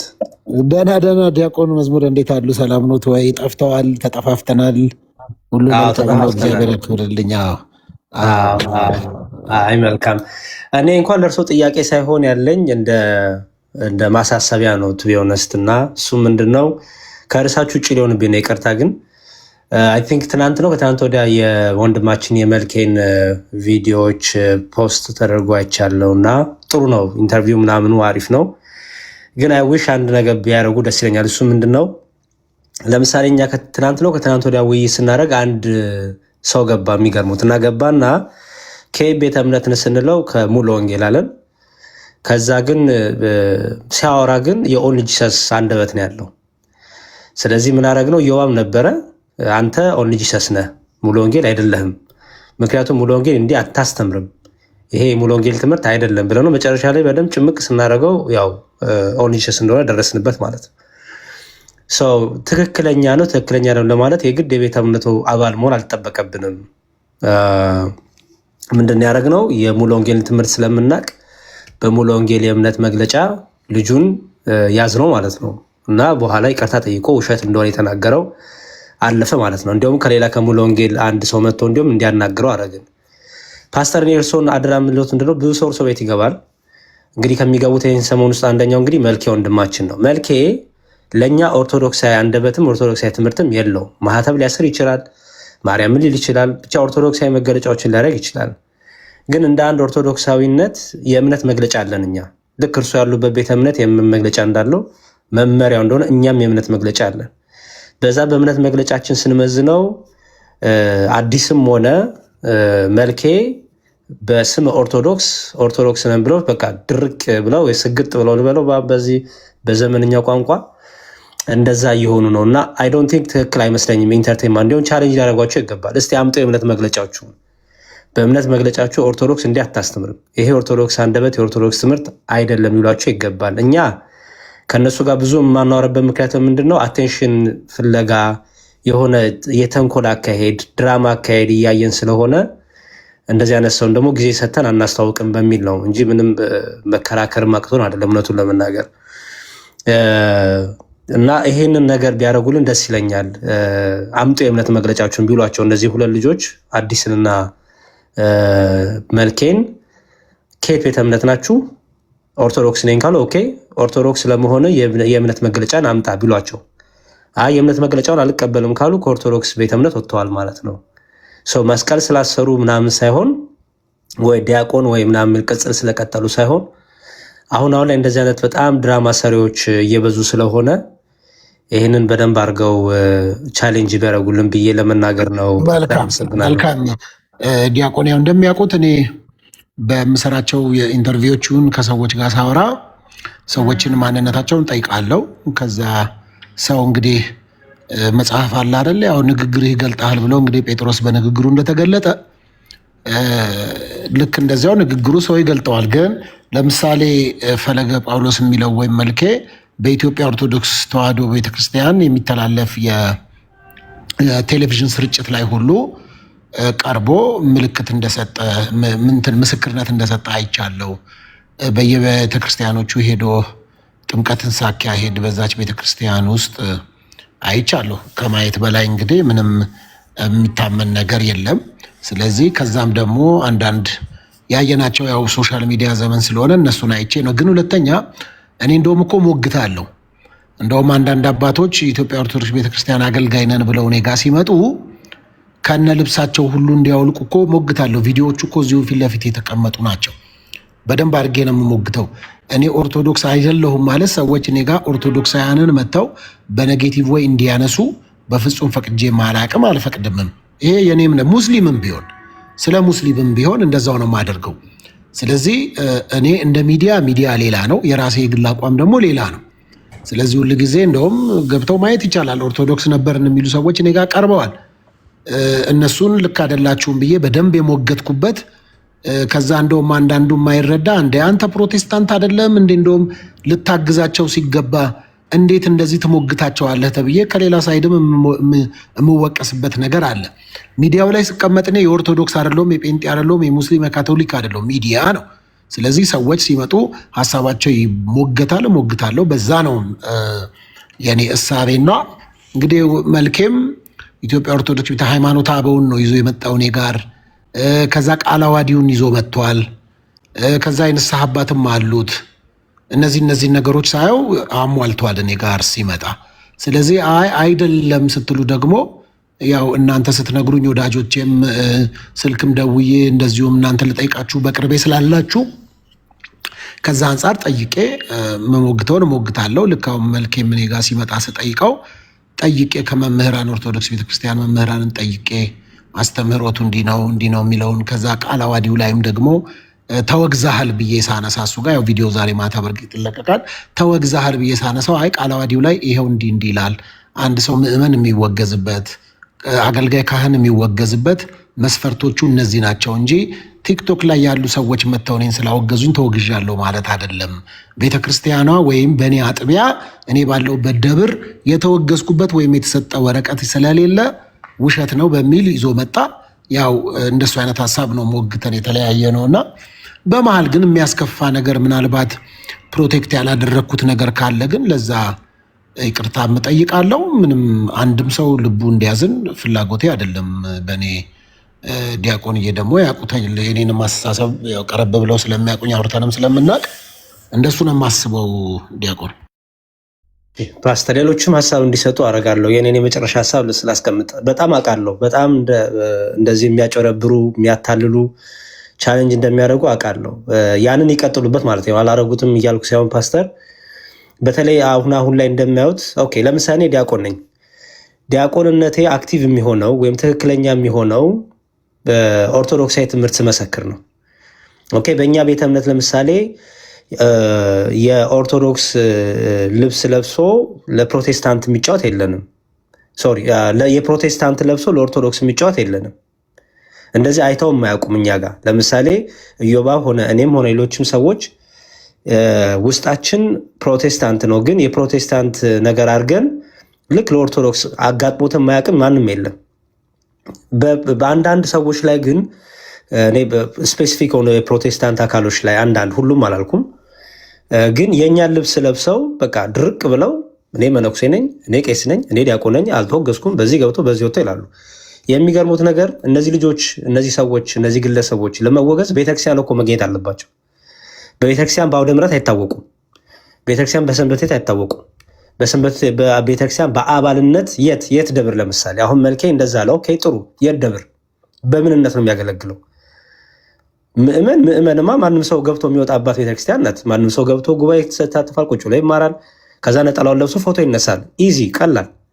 ሰው ተንኮል ካሰበ ወጥቶ ከዛ ልክ መልኬ ከፕሮቴስታንት ሲመጣ አዎ ቤተክርስቲያን አውደ ምሕረት ሰጥታ እንዲመሰክር አድርገዋለች። ይሄ ማለት ግን ሰባኪ አድርገዋለች ማለት አይደለም። ዲያቆን አድርገዋለች ማለት አይደለም። የሆነ ስልጣን ሰጥተዋለች ማለት አይደለም። ሰው መልኬ ምእመን ነው ለቤተክርስቲያን፣ ሰባኪም አይደለም፣ የተሾመ ምንም አይነት ነገር የለውም። ስለዚህ እያንዳንዱን ምእመን ቤተክርስቲያን ስታወግዝ አትውልም። ምንድነው የምናደርገው? በምእመን ደረጃ ምንፍቅና ሲናገር አንድ ሰው የኦርቶዶክስ ልብስ ለብሶ ኦርቶዶክስ የማትለውን ነገር ካለ እኛው ራሳችን እታች ያለውን ሰዎች ይሄ የክደት ትምህርት ነው፣ ይሄ ቤተክርስቲያን አይወክልም፣ ያረከው ልብስ ያረከው ከላይ ምናምን ሊገልጥ ይችላል፣ ውስጥ ግን ሲናገር አንደበት የሌላ ቤተ እምነት ትምህርት ነው የምታወራው። ስለዚህ ይሄ ትምህርት ትክክል አይደለም። እኛ እያወገዝን አይደለም፣ ግን ለይ ማንነትህን እልህ ይዞም ከሆነ ወይ ደግሞ የሆነ ከሰዎች ጋር ግለሰብ ጸብ ካለብህ በትምህርት አይደለም። አሁን ላይ በትምህርት ሆነ ሰዎች እንትና ብሶታቸውን የሚወጡት እና ዲያቆን አዲስ የሚባልም አለ። አሁን ባለፈው እኛ ቤት ሆኖ ብዙ ዲስከሽን አድርገናል። ፐርሰናሊ እሱ ልጅ አሁን የት እንደሚያገለግል እኔ አሁን እዚህ ይናገራል የት እንደማገለግል፣ ምንም ችግር የለብኝም። ማንም ሰው መጥቶ የማገለግልበትን ደብር የማገለግልበትን ቤተክርስቲያን የንስሐ አባቴን ቄሰ ገበዙን አስተዳዳሪውን ሲያልፍ ደግሞ ሊቀ ጳጳሱ ማውራት ይችላል። እኔም በተመለከተ ማንም ሰው ከፈለገ እኔ መረጃ ይሰጣለሁ። ለምን ምንም የሚያሳፍረኝ ነገር የለማ። ምን ያሳፍረኛል? የቤተክርስቲያን ትምህርት ከተናገርኩ ድረስ ሌላ ድብቅ ዓላማ ሌላ ድራማ እስካልሰራው ድረስ ምንም ያሳፍረኝ ነገር የለም። አሜሪካ ሀገር ለምትኖሩ ሰዎች ከፈለጋችሁ ሰጣችኋለሁ መረጃ፣ ምንም ችግር የለብኝም። እነዚህ ግን በኦርቶዶክስ ስም ግን የሚነግዱት ሰዎች ግን ተናገሩ ደብራችሁን ሲባል አይናገሩም። እንትን ልትበለኝ ልታስደበድበኝ፣ ይሄ ውሸት ነው፣ ይሄ ሌብነት ነው። ቤተክርስቲያንን የቤተክርስቲያን ነገር ተናግሬ ያለው እስካለ ድረስ ምንድን ነው የሚያስፈራው? ሰው የመልኬን ደብር አናቅም፣ የት እንደሚያገለግል በምን እንደሚያገለግልም አናቅም። የዲያቆኑም የተባለውንም የት ደብር እንደሚያገለግል አናቅም። ግን አንደበታቸው ሲከፈት ግን ኦርቶዶክሳዊ ትምህርት የላቸውም። ከኛ ጋርም ህብረት አያደርጉም። ምክንያቱም ዘይኖ ትምህርት ላይ የተለያየ ነገር እንደሚናገሩና ያንን ኮንሲደር እንዲያደርጉ ነው። ፓስተር ይቅርታ ስላረዘምኩ ጊዜ ይስጥልኝ። ስለሚያደርጉት ነገር ግን በግሌ በጣም አመሰግናለሁ። ደስ ብሎኛል ስላገኘሁት ድጋሚ። እሺ ዲያቆን ችግር የለም። እኔም በዛ እንግዲህ ድንገት ያው ጳውሎስም ንግግር አብዝቶ ሰው እንደወደቀበት በመሀል ንግግር አብዝቼ አስቀይሜ ከሆነ በአንዳንድ ጉዳዮች ላይ ይቅርታ ጠይቃለሁ። ግን ያው እንዳሉኝ ነው የማደርገው። ብዙ ቪዲዮችን አይተዋል፣ ከዚህ በፊት አውርተንበታል። እኔ ማንም ከማንም ቤተ እምነት አንዱ መጥቶ በመበሻሸቅ ወንጌል አላምንም፣ አልቀበልም። እኔ ማምነው በመከባበር ላይ የተመሰረተን ወንጌልን ነው። ወንጌል ማብሸቂያ ሳይሆን ሰዎች የሚድኑበት እውነት ስለሆነ፣ ስለዚህ ሰው ሁለት ማንነት ይዞ እኔ ጋር ሲመጣ እሺ በዚያው ንግግር ጥሩ ነው እስካሁን ያለው። በተግባር እንድታሳየን የምንፈልገው ነገር ግን አሁን ዲያቆን መዝሙረ ካለው በተጨማሪ ምነግርህ ጥያቄ ልትጠይቅ ከፈለግ ስለ ኦርቶዶክስ ተዋህዶ ቤተክርስቲያን አስተምህሮ በመላት መረዳት ፈልጋለሁ ብለህ ካሰብህ በጉባኤ ቤት ያደሩ ምስጢር ያደላደሉ በሰንበት ትምህርት ቤት ወይ በዲቁናው ዓለም የኖሩ ቤተክርስቲያኗ ባፌ ተናገርበት በከንፈሬ ተናገርበት በወንበር የተቀመጥበት ብላ ያሰናበተቻቸው ወንድሞች አሉ፣ አባቶች አሉ። እነሱን መጠየቅ ይቻላል። በተለይ እንዲህ አይነት ፈንገጥ ብለው ለግል አስተምሮ የሚያመነጩ ግለሰቦችን ስለ ቤተክርስቲያኗ ቀርበው መረጃ የመስጠት መብትም የላቸውም፣ ግዴታም የለባቸውም። ስለሆነም እንደዚህ አይነት ሰዎችን ባለመጠየቅ ሁሉ ተባበረን። አመሰግናለሁ። ሶፊ አይ እዮባ ሀሳብ አለው መሰለኝ ሊወጣ እንትን ብሎበታልና ብታስቀድመው እዮባ። ሀሳብ ግን እዮብ ካለ እኔ ወደኋላ ሆናለሁ። እሺ ያው ያሬዶ ስላነሳው በዚሁ ሀሳቤን ለመስጠት ያክል ነው። ያው የመጀመሪያው የሚቀድመው ቲክቶክ ላይ እውነት ነው አውጋዥም ተወጋዥም አይኖርም ማለት ሰብሰብ ብለን ቲክቶክ ላይ ላይቭ ከፍተን እስቲ ዛሬ ከሌና አውግዝ ብለን ምናደርገው ስልጣኑም እንትኑም የለንም፣ ትክክልም አይደለም። እንደዛ አይነት የቤተክርስቲያን አስተምሮም ስለሌለን ነው። ያ ማለት ግን በትምህርት አንመዝንም ማለት አይደለም። ሰው በንግግሩ በትምህርቱ በሚያወራው ነገር ማንነቱ ይለያል። አንድ ሙስሊም መጥቶ ዝም ብሎ ሌላ ወሬም ቢያወራ ሙስሊምነቱን እናውቃለን። ክርስቲያን ነኝ የሚልም በክርስትና ይታወቃል፣ ኦርቶዶክሳዊም በኦርቶዶክሳዊነቱ ይታወቃል። የራሳችን ምንታወቅበት ለዛ አለን፣ ምንናገራቸው ቃላቶች አሉ እና እያንዳንዶቹ ነገሮቻችን ማንነታችንን ይገልጻሉ ማለት ነው። እና አስቀድሞ እነ ከሌ ወይም ጳጳሳት ወይም ሲኖዶስ ያውግዘኝ ለማለት እኔ ማንኝ ይቀድማል። እና በዚሁ አጋጣሚ ማንም ከሜዳ ተነስቶ የፈለገውን ስለቀባጠረ ከዛ ሲኖዶስ ተሰብስቦ ምናምን ይባል ነገር የለም።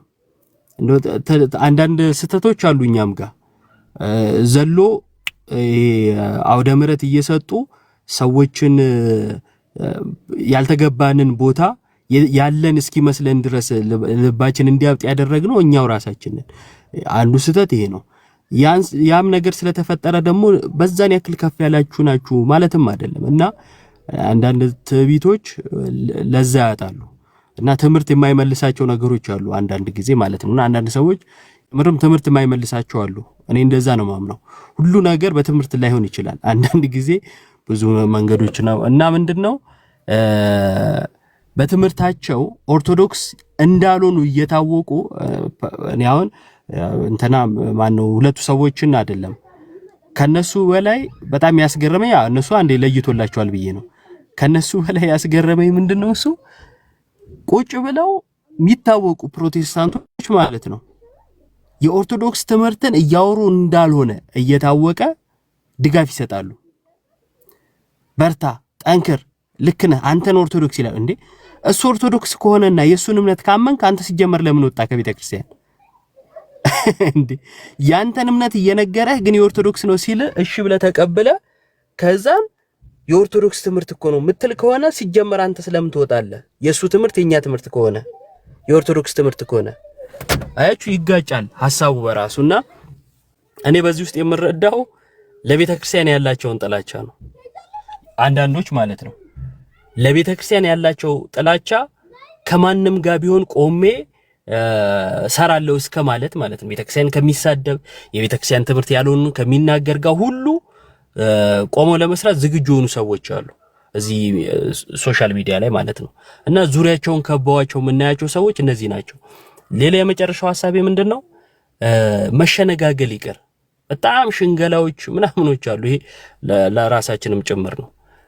እየታወቀ ማንነታቸው አንዳንድ ሰዎች ንግግራቸው እዚህ አይነት መሸነጋገል ውስጥ አትግቡ። ራሳችሁን ነው የምታታልሉት። ይሄንን ከፍ በትልቅ ደረጃ በአገልጋይ ደረጃ ያላችሁ ጭምር ውስጡን መጻጻፍ ከዛ አንተኮ ምናምን ሲወጣ ግን ምዕመንን የሚበክል ንግግራቸው ትምህርታቸው ይታያል። ይሄ እየታየ እንኳን አንዳንዶች የምትሰጡት ነገር ያስገርመኛል እና ይሄም ትክክል አይደለም። እነዚህም ሰዎች እንደው ዝም ብለው ከሜዳ ተነስተው የሳቱም ሰዎች አይደሉ። አለው መንገድ አለ፣ ተከታትሎ የመጣ መንገድ አለና ሶፊ አንዴ ልጨርስ። ተከታትሎ የመጣ መንገድ አለው። ምክንያቱም አይታችሁ ከሆነ ሁለቱ ላይ ብቻ ያበቃ ጉዳይ አይደለም፣ ሌሎችም አሉ እዚህ ነገር ውስጥና እባካችሁ ምንመዝነው ምና ከሆነ በትምህርት እንመዝነው። በወዳጅነት በጓደኛ በምናምን አይሆንም። እንደዛ አይሆንም። በትምህርት ይመዘን። ትምህርቱ ኦርቶዶክሳዊ ከሆነ ኦርቶዶክሳዊ መጻሕፍትን ኦርቶዶክሳዊ ትምህርትን ገልጦ የሚያሳይ ከሆነ ኦርቶዶክስ ነው። ኦርቶዶክሳዊ ትምህርትን ሳያሳይ ኦርቶዶክስ ነኝ ስላለ ሊሆን አይችልም። እና ሚዛናችን ትምህርት የሚሆነው እኛም በትምህርት ስናድግ ስለሆነ እኛም በትምህርት እንደግ፣ በትምህርት እንመዝን። ሶፊም ሌሎችም ሚዲያ ላይ የሚሰሩ ሰዎች የሚዲያው ጸባይ ነው እንዲሁን እንደዚያው ማለት አይቻልም። ግን ለሌሎቻችን እንትኑ ይኖረን፣ መረጃው ይኖረን፣ ማን ምንድነው በምን እንመዝነው መረጃው ይኖረን። ይሄን ለማለት ነው። እግዚአብሔር ያክብርልኝ።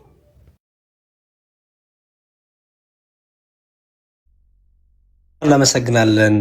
ሜቢ ሌሎቻችሁ ሐሳብ ካላችሁ ሐሳብ ስጡና በዛ ብናረገው። እኔ ዝም ብዬ ካገኘኋቸው አይቀር ፓስተር ሶፊን ብዙ ጊዜ እሳቸው ቤት ይሰበሰባሉ የተለያዩ ሰዎች እና ትክክለኛ እምነትን የሚወክሉም ደግሞ ድራማ የሚሰሩም ስለበዙ አሁን ላይ እኛ እንዳረግነው እንዲደረግ ነው። ባለፈው ደግሞ አሉ ያልኩትን በጣም አስፈላጊ ስለሆነ ይቅርታ። በጣም ሙሉ ወንጌል ሳይሆን ሙሉ ወንጌል ነን ብሎ የመጣ ሰው ሙሉ ወንጌል ነኝ ስላለ አልተቀበልነውም። እኛ ሙሉ ወንጌል ነኝ ስላለ ኢንተርቴን አላረግነውም። እኛ ምንድን ያደረግነው እስቲ የሙሉ ወንጌልን ትምህርት ትቀበላሉ ብለን ስንመዝን የሙሉ ወንጌል ትምህርት ጋር የሚጋጭ ትምህርት ነው ያመጣው።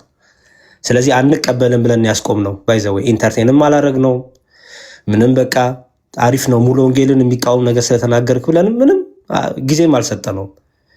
ኦኬ በትምህርት ተመዘነ። ኢዮባን እንዲያውም መጥቶ አጋለጠው። ከዛ በኋላ ምን አደረግን? አንተ ኦን ጂሰስ ነህ፣ የሙሉ ወንጌል አንደበት የለህም፣ የሙሉ ወንጌል አይነት እምነት የለህም፣ ስምህ ሙሉ ወንጌል ነኝ ብለሃል፣ ግን ውሸት ነው ብለን እዛውን ያስቆም ነው። አይዊሽ እናንተን ፕሮቴስታንቶች እንደዚህ ብታረጉ። የኦርቶዶክስ ትምህርት አይደለም የምትናገረው፣ አቁም ውጣ ማለት ትችላላችሁ። የኦርቶዶክስ ትምህርት አይደለም ይሄ፣ የምናውቀው የኦርቶዶክስ ትምህርት አይደለም፣ አላስተናግድህም፣ ጊዜም አልሰጥህም ልትሉ ይገባል። አለበለዚያ ድራማው ሲሰራ እናንተ ላይ ነው ቢሆነስ ኃላፊነት የምትወስዱት። እኛ ግዴታችን እየተወጣን ነው። ቃለ ሕይወት ሳይሆኑ ቃለ ሕይወት ነን የሚሉትን፣ ሙሉ ወንጌል ሳይሆኑ ሙሉ ወንጌል ነን የሚሉትን የሚያጨረብሩትን እናስቆማለን። ጊዜ ማንሰጥም፣ እንዲያወሩም አንፈቅድላቸውም። አይውሽ እናንተ ጋርም እንደዚህ አይነት ማቹሪቲ ኖሮ ይሄን ብታረጉ ጥሩ ነው ብዬ አምናለሁ። ሀሳብ ካላችሁ ሌሎቻችሁ ቀጥሉ። መጀመሪያ ሁላችሁንም ሰላም ብያለሁ። በተለይ እንትን በኋላ የገባችሁትን አጭር ሀሳብ ለመስጠት ነው። በሚዲያ ላይ ያለውን በኩል ያው ብዙ ተብሏል፣ ግን ምናልባት ታች እያዳመጡ ያሉ ወንድሞችና እህቶች ከነዚህ አይነት ሰዎች ጋር ዲቤትን ባታደርጉ የሚል ደግሞ የኔ እንትን አለኝና በየትኛው ሚዲያ ላይ በተለይ አሁን መልኬ እሱ አቴንሽን በጣም በጣም በጣም ይፈልጋል እና እንደዚህ አይነት ደግሞ መድኃኒቱ ዝም ማለት ነው። ስለዚህ ቆይ እናሳያለን ኦርቶዶክስ እንዳልሆነ ምናምን ብለን በተለይ ኦርቶዶክሳውያን እየገባችሁ ድቤት ባታደርጉ። በቃ ወይ ዲፌንድ ማድረግ አይችልም ኦርቶዶክስ ነኝ ብሎ ቢመጣ ጠቅሳለሁ አሳያለሁ ቢል አንድ ነገር ነው። አልጠቅስም አልወያይም ስለ ኦርቶዶክስነቴ ግን ጥምቀት አያድንም። እንደዚህ አይነት ነገር የልጅ ጨዋታ ነው የሚሆነውና ንቆ ማለፍ ነው የሚሻለው ለማለት ነው። ታንኪዩ በጣም ፓስተር ሶፊ በኋላ ላይ ያው ለእርሱ ስለሆነ መልእክቱ ሜቢ ሀሳብ ይሰጡናል። አጠቃለው ሜቢ መምልክቱ ሀሳብ ካሉት እሺ። አይ ድንገት የተጫነ ሀሳብም ሶፊ ላይ እንትን እንዳይልበት ነው። አይ ኖ ሀሳብ እንዲሰጡ ብቻ ነው እንጂ ምንም ፕሬሸር እያበዙ አይደለም። በዛው አጋጣሚ ለሁላችንም ሀሳብ መስጠቴ ነው እንጂ ፓስተር ሶፊማ ተናግሬያለሁ። እኔ ቤታቸውም እኔ ብዙ ጊዜ እገባለሁ፣ ደንበኛም ነኝ። እሳቸውን እንትን እያልኩ አይደለም፣ ግን እሳቸው ጋር በቃ ቅንነቱ የዋህነቱ ስላለ በሚል እንደዚህ ለድራማ ሰሪዎች የሚመች ነገር እንዲያሆን በደንብ አይ ፓስተር ሶፊ እኮ ናቸው እንዲባል አልፈልግም። እኔ ፐርሰናሊ ፓስተር ሶፊ ነው እኮ ይኸው እነሱን እያስገባ እድል የሚሰጠው ተብሎ ስማቸው ዝም ብሎ በማይሆን ነገር እንዲነሳ ስለማልፈልግ እሳቸውም እንዲያጠሩ ነው ያለውን ነገር ከዛ አንጻር ነው። ስተትም ከሆነ ያርማሉ፣ ግዴታ ነው። መምህር ብሩክ ሀሳብ አሉት? ሰላም ብያለሁ ሁላችሁንም። መዝሙረ ብዙውን ነገር ብላችሁታል፣ ግን ኦርቶዶክሳዊ በሆነው ትምህርት ላይ ኦርቶዶክሳዊ ያልሆነ ሰው ምላሽ እንዲሰጥ መጠየቅም ያው ተገቢ አይደለም። መረጃ እንዲያቀርብ ብቻ ሳይሆን ራሱ ሰውየው ኦርቶዶክሳዊ በሆነው ትምህርት ላይ ተጠያቂ ሆኖ መቅረብም በራሱ የለበትም። ቅድም ኢዮባ እንዳለው ምናልባት የሚዲያው ጠባይ እንዲህ አይነት አነጋጋሪ የሆኑ ኢሹዎችና ጉዳዮችን ወይ ጥያቄ የሚያስነሱ አካላትን ይዞ መቅረቡ የሚዲያው ስራና ሲስተሙ የሚፈልገው ነገር ሊሆን ይችላል፣ ግን ጥንቃቄ ይፈልጋል። ኦርቶዶክሳዊ በሆነው ትምህርት ላይ ያልተመሰረተን ሰው ኦርቶዶክሳዊ ለሆነው ትምህርት ተጠያቂ እንዲሆን ራሱ ይዞ መቅረቡ ልክ አይሆንም። እሱም ማለት ሌሎቹም ቢረዱት ይሄንን ትኩረት ፍለጋ ተደማጭነትን ፍለጋ ይሄንን ጆሮ ከመፈለግ ሰው ብዙ ሰው እንዲሰማቸው ከመፈለግ ብዙ ሰዎች ብዙ ነገር ሊያደርጉ ይችላሉ። ግን አንድን ሰው ከጉባኤ የሚለየው ውግዘት ብቻ ሳይሆን ለውግዘት የሚያበቃው ትምህርት ነው። መጀመሪያ ከጉባኤው የሚለየው ተሰብስበን ተወግዟል ስላልን ምናምን አይደለም። መጀመሪያ እኮ ለውግዘት የሚያበቃው ህመሙ ወይንም በተሳሳተ ትምህርት ላይ መሆኑ በራሱ ሰውየው ከጉባኤ ውጭ አድርጎታል። ይሄን መረዳት ያስፈልጋል። ስለዚህ ከመጀመሪያውንም መረጃ ያቅርቡ ሳይሆን ኦርቶዶክሳዊ መሰረትነት በሌላቸው ሰዎች ኦርቶዶክሳዊ የሆነ ጥያቄ እንዲመለስ ራሱ ጥያቄ መጠየቁ ልክ አይደለም። ይሄ አንድ ነው። ምክንያቱም እኔ አሁን እነ ፓስተር ሶፊ ኦርቶዶክሳዊ የሆነው ትምህርት ሚዛኑ ሳይኖራቸው የሚቀርቡትን ሰዎች ይመዝናሉ ብዬ አላምንም። ያለ መመዘኛው እንዴት ይመዝኗቸዋል?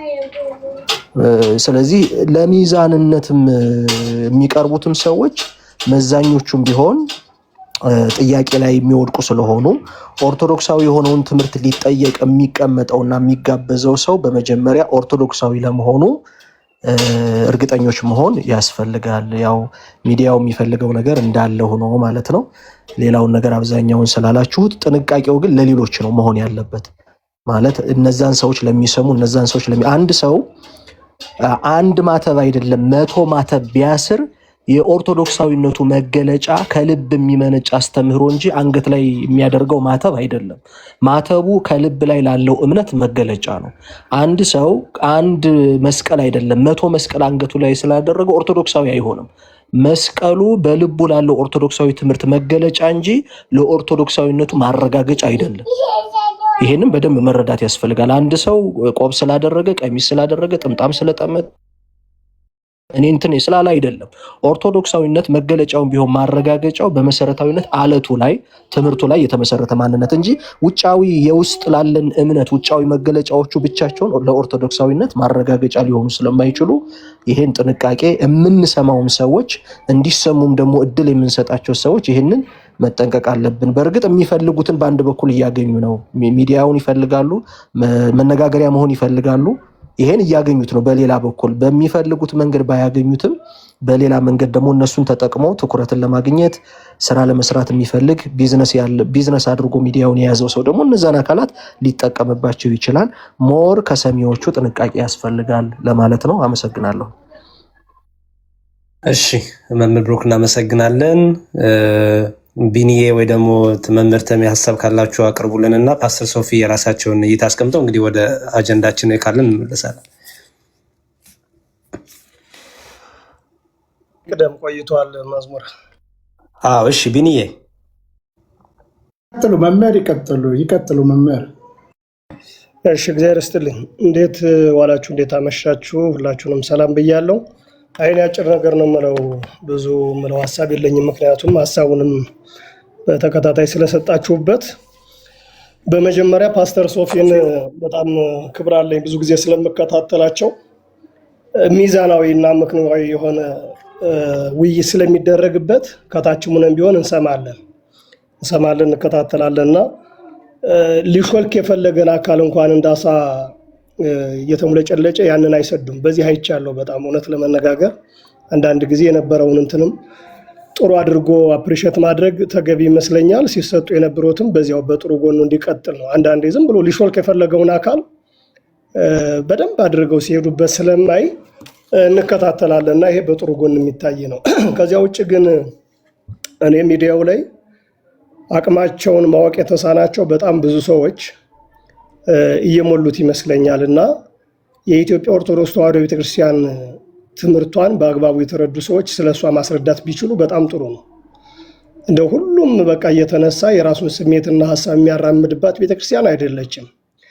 በእኛ በኦርቶዶክስ ተዋሕዶ ቤተክርስቲያን አንድ መሰረታዊ ጉዳይ አለ። አንድ ሰው መምህር ሲሆን የሚያውቀው ነገር አለ፣ ደግሞ ክፍተቱም ያለ ክፍተቱን መጻሕፍት አገላብጬ ሊቃውንቱን ጠይቄ መልስ እሰጣለሁ። በቃ ይሄ ነው ትምህርታችንም የሚሆነው። መምህራን አሏት፣ ለእያንዳንዱ ጉዳይ የሚጠየቁ አሏት። ግን በማያውቁ አካላት በሚሰጥ ምላሽ ላይ ታላቋን ቤተክርስቲያን አሳልፈው ለማስመታት የሚሞክሩ አካላትም ስላሉ እነሱ ሰዎች አቅማቸውን የሚያውቁበት መንገድ ቢመቻች ጥሩ ነው። ከምንም የሚሰወር የሚያመልጥ አካል ስለሌለ ማለት ነው።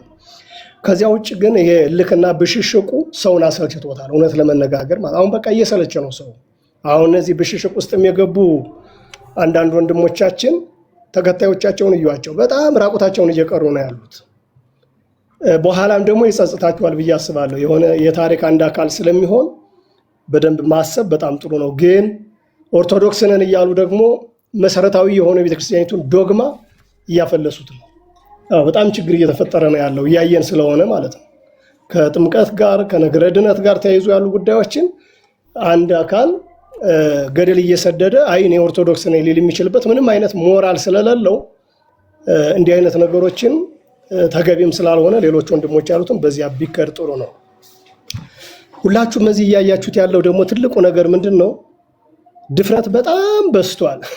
ሚዲያው እጃችን ላይ ስላለ ምንም የሚያመጣብን ነገር የለም በማለት ሊሆን ይችላልና ይመስለኛል በሚል እኔ የምንናገረውን ነገር ቢያንስ እንኳን ማለት ሰው ይሰሙኛል፣ ሰዎች ይሰሙኛል፣ የሚያምነውን ደግሞ ፈጣሪ ይፈርድብኛል የሚል ህሊና እየጠፋ ይመስለኛል። በዚህ ምክንያት ደግሞ ብዙ እውቀት መስጠት የሚችሉ መምህራን በጣም በተለይ በጉባኤ ቤት የገፉ መምህራን ከሚዲያው ወደ ኋላ እያሉ ያሉበት ሁኔታ ነው ያለውና እኔ በእርግጥ እንደዚህ አይነት ሰዎች አንድ አባቶቻችን ብሂል አለ፣ የእብድ ንፋስ ተከታዩ ገለባ ነው ይባላልና እንደዚህ አይነት ነገሮች ሚዲያውን ለትልቅ ነገር መጠቀም የምንችለው ሳንጠቀምበት ቤታችን ወዳልሆነ ነገር እንዳይሄድ ብናስብበት። መጨረሻ ላይ የምፈልገው ግን የምናስተምር ሰዎች በተለይ ኦርቶዶክሳውያንን የኦርቶዶክስ ተዋሕዶ ቤተክርስቲያንን ሐሳብ ትምህርት የምናራምድ ሰዎች ለቤተክርስቲያኒቱ ብናስብላት ማለት ነው። በቃ ይሄ ነገር ምንድነው ሊያመጣ የሚችለው ጥቅም መመዘን አለበት። ቅድም በደንብ አድርጎ ሲናገር የነበረው መምህር ብሩክ ሲናገሩ እንደነበሩት የሚገባው ሰው ኦርቶዶክስ ተዋሕዶ ቤተክርስቲያን መግለጽ የሚችል ነው ወይ? ሰው አቅሙ ከሌለው እኮ ለተላላቆቹ መምህራን አባቶች፣ ወንድሞች እኮ መተው መቻል አለበት። ሁሉንን ያውቃለሁ ብሎ አንዳንድ ጊዜ በቃ ግራ ነው የሚገባን። እውነት ለመነጋገር የሚነገረውን ነገር ስትሰሙ ቤተክርስቲያኒቱ የምትለው ሌላ፣ ሰውየው ገብቶ የሚናገረው ሌላ። እንዲህ አይነት ነገሮችን ብናቆም ጥሩ ነው። ወደፊት በዝርዝር ለእያንዳንዱ እንገባለን። በነገራችን ላይ ምንም የሚቆም ነገር የለም እና እኔ ፓስተር ሶፊ ወንድማችን እስካሁን በጣም ስሬስሊ መከታተለው ነው። ብዙ የምንማርበት ቤት ነው። ሌሎች ሰዎች ሲመጡ ይሄ አለባብሶ ለመሄድ የሚሞክረውን መስመር በማሳዝ በኩል እኔ አይቻለሁ። እሱን አጠናክሮ ቢቀጥልበት ጥሩ ነው። ከወንድሞችም እስካሁን ሲሰጥ የነበረው የሚገነባ ለቤቱም የተሻለ ተመራጭ ያደርገዋል። ምክንያቱም ዝም ብሎ ያልሆነ ሰው ካለ ተቀባይነት ስለማይኖረው ነገ ገለባው እየለየ ስለሚሄድ እንደው ከእንክርዳዱ ስለሚለይ እሱን በጥንቃቄ ብንቀጥልበት ጥሩ ነው። ከዚያ ውጭ ያለው ብሽሽቅ ግን ስለማይጠቅም ለማንኛውም ቤተ እምነት እኔ ይጠቅማል ብዬ አላስብም። ይሄ በመበሻሸቅ የምናመጣው ለውጥ የምናድነው ትውልድ የሚድን ነፍስም ስለማይኖር መከባበሩ ጥሩ ነው፣ አንዱ ያንዱን። በእኛ ቤት ግን በግልጽ እንደምታውቁት የፕሮቴስታንታዊ ታድሶ እንደገና መልኩን ቀይሮ መጥቷል። ችግር የለም።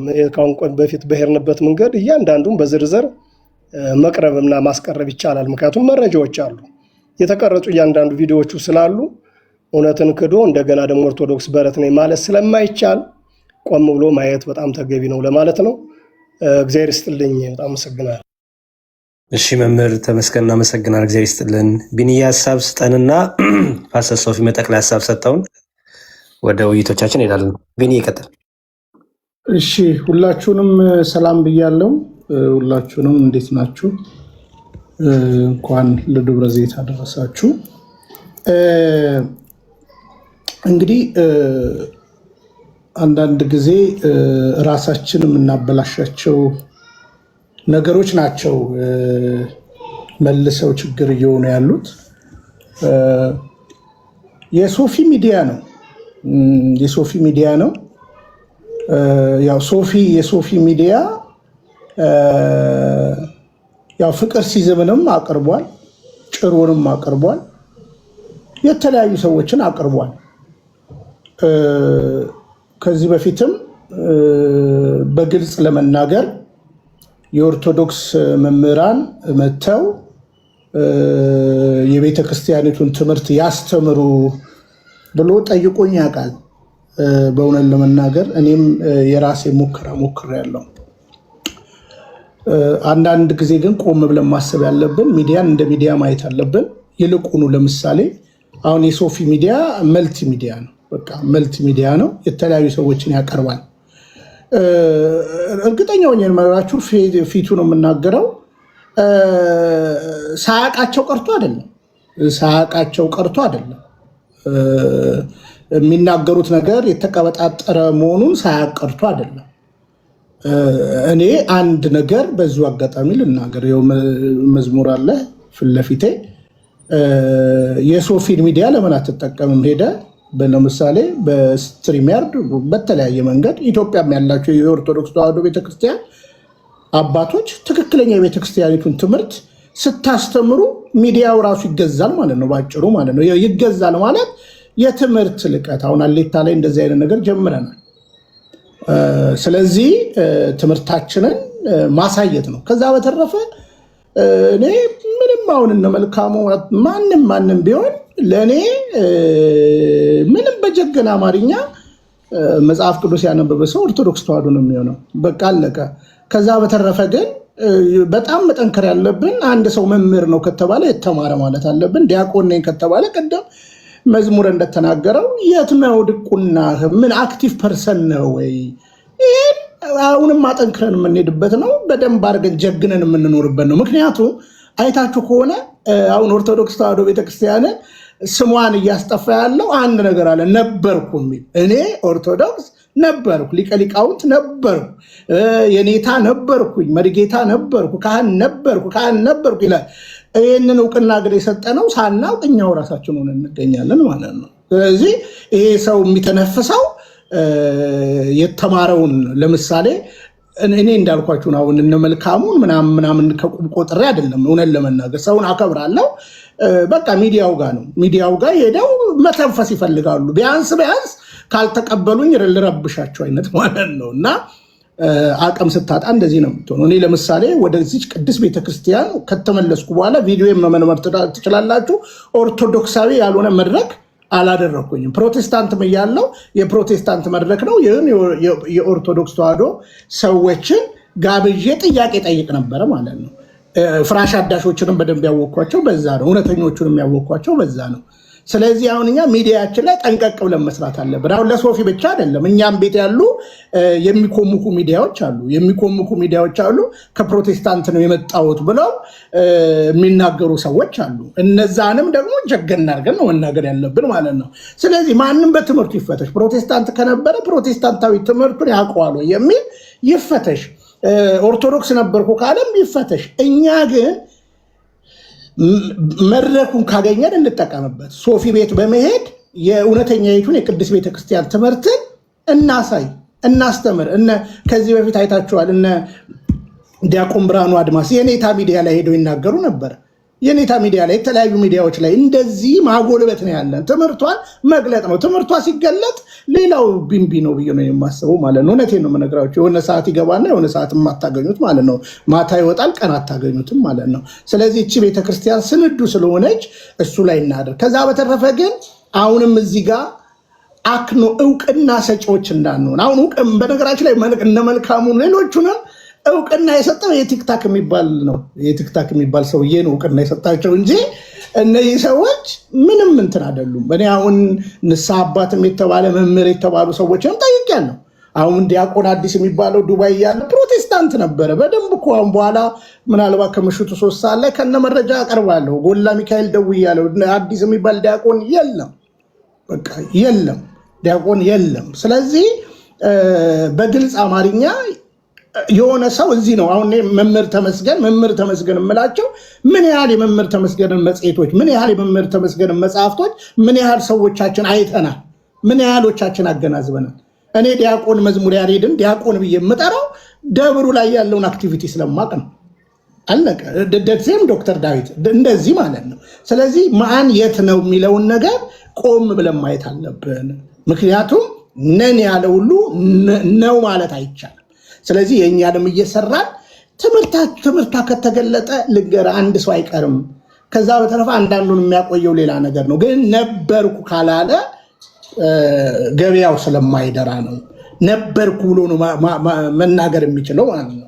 ስለዚህ አሁን መልካሙ ነበርኩ ብሎ የሚናገረው ነገር እንዳልነበረ ደግሞ አፉ ያስታውቃል ማለት ነው። ስለዚህ አሁን እንዲህ አይነት ሰዎችን ቆም ብለን የሆነ ሰውዬ መምህር ነኝ ካለ የእንዴት ተማርከው?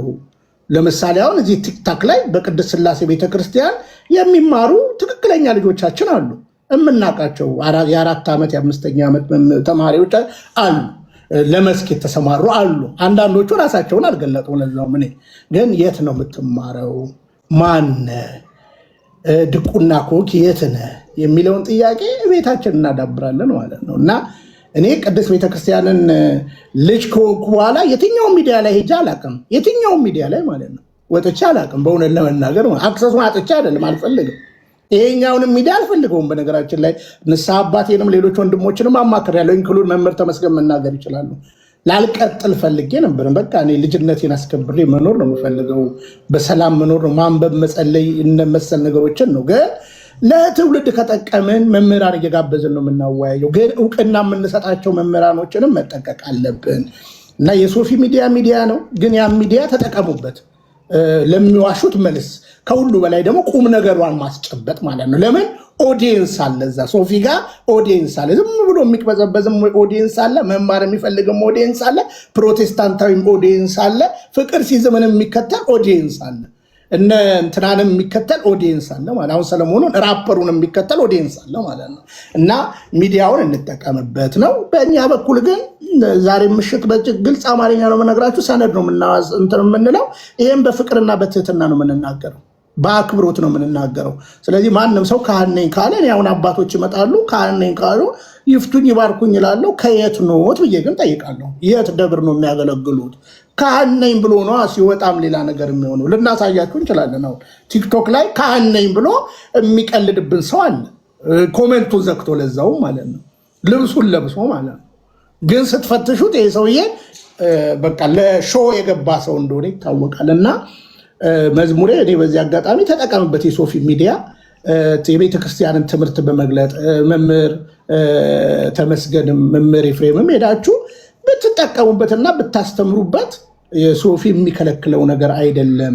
በዛ ነው ማጽናት። ከዛ ገለባውን ታሳያላችሁ። ለካ የገለባ ንግግር ነው፣ የተራ ሰው ንግግር ነው። ለካ የእውነተኛ የኢትዮጵያ ቤተክርስቲያን ትምህርት ይሄ ነው ለካ ብላችሁ ያንን መገልገል የተሻለ ነው ብዬ አስባለሁ። ምናልባት ዛሬም የሚለቀቅ ቪዲዮ አለ ብሎናል ሶፊ። በዛው ማስታወቂያ ሰርቶ ሄዷል። ኦፌንድ የሚያደርግ ነገር ሊለቁ ይችላሉ፣ ያው ልጁ እንደፈለገ ስለሚናገር ማለት ነው። እና የኛ ሚዲያ ነው በነገራችን ላይ እነዚህ ሰዎችን ያበላሸው። የማንስተው ነገር የኛ ሚዲያ የኛ በየዋህነት ማለት ነው፣ በክፋት አይደለም። አንዳንዱ በየዋህነት፣ አንዳንዱ ደግሞ የሚዲያ ጩኸት ማለት ነው። የሚዲያ ጩኸት ነው ይህን ነገር ያደረገው እና ግለቱ ማለት ነው። 24 ዓመት ፓስተር የነበረ እንዲህ የሚሉ ነገሮች እና ይሄ ለወደፊት መማሪያ አድርገን እውነት እያለን በፍቅርና በመተሳሰብ በመከባበር በሀሳብ ልዕልና እምነት ላይ ጀገን በማለት እውነትን እንግለጥ ነው የምለው። ተሙ የሁላችሁንም ከልብ አመሰግናለሁ። ቴንኪዩ ቢኒ፣ እናመሰግናለን። ጥሩ ጥቆማዎች አንስተልናል። እውነት ነው፣ ብዙ ነገር መዋጀት እንዳለብን ይሰማኛል። ያው ጥንቃቄም ስለምናደርግ ነው። እንደምታውቀው ዝም ብለን የሆነ ነገር ተገኘ ብለን እየሮጥን የምንሄድ አይደለንም። ብዙ እዚያ ያሉት ወንድሞች በተለይ መምህራኑ ጥንቃቄ ያደርጋሉ። ነገ ላይ ደግሞ ተከትሎ የሚመጣ ነገሮችም ሊኖሩ ስለሚችሉ ብዙ የሚሰሩ ድራማዎችም ሰው በልቡ ያለውን እግዚአብሔር ነው የሚያውቀው። የእኛ እውቀት ደረጃችን እስከሚያውቀው ድረስ ነው ጥንቃቄ የምናደርገው እና ግን ደግሞ ከጥንቃቄውን ከብልሃት ጋር መሆን አለበት ብዬ አምናለሁ። በጣም ጥሩ ጥቆማ ነው ቢኒሻ። ማታ ከቻልን ብቅ እንልና ግለሰቦች ላይ ሳይሆን ትምህርታቸው ላይ በተለይ ኦርቶዶክሳዊ ማሊያ ለብሰው ግን የሌላ ቤተ እምነት ማሊያ ደግሞ አንደበት ለያዙ ደግሞ ለእነሱ መልስ እንሰጥበታለን ማለት ነው። በእኔ ቤትም እንደዛ ነው የማደርገው። ባይዘወይ በእኔ ቤትም ከዚህ በኋላ ስለ ግለሰቦች አያገባኝም። ግለሰቦች ግለሰብ ናቸው፣ እግዚአብሔር ከነሱ ጋር ይሁን። ከአንደበታቸው የሚወጣው ግን የውሸት ከሆነ ግን የውሸት አንደበት ከሆነ የውሸት ትምህርት ከሆነ ትምህርታችሁን እያወጣው እነቅፋለሁ ማለት ነው።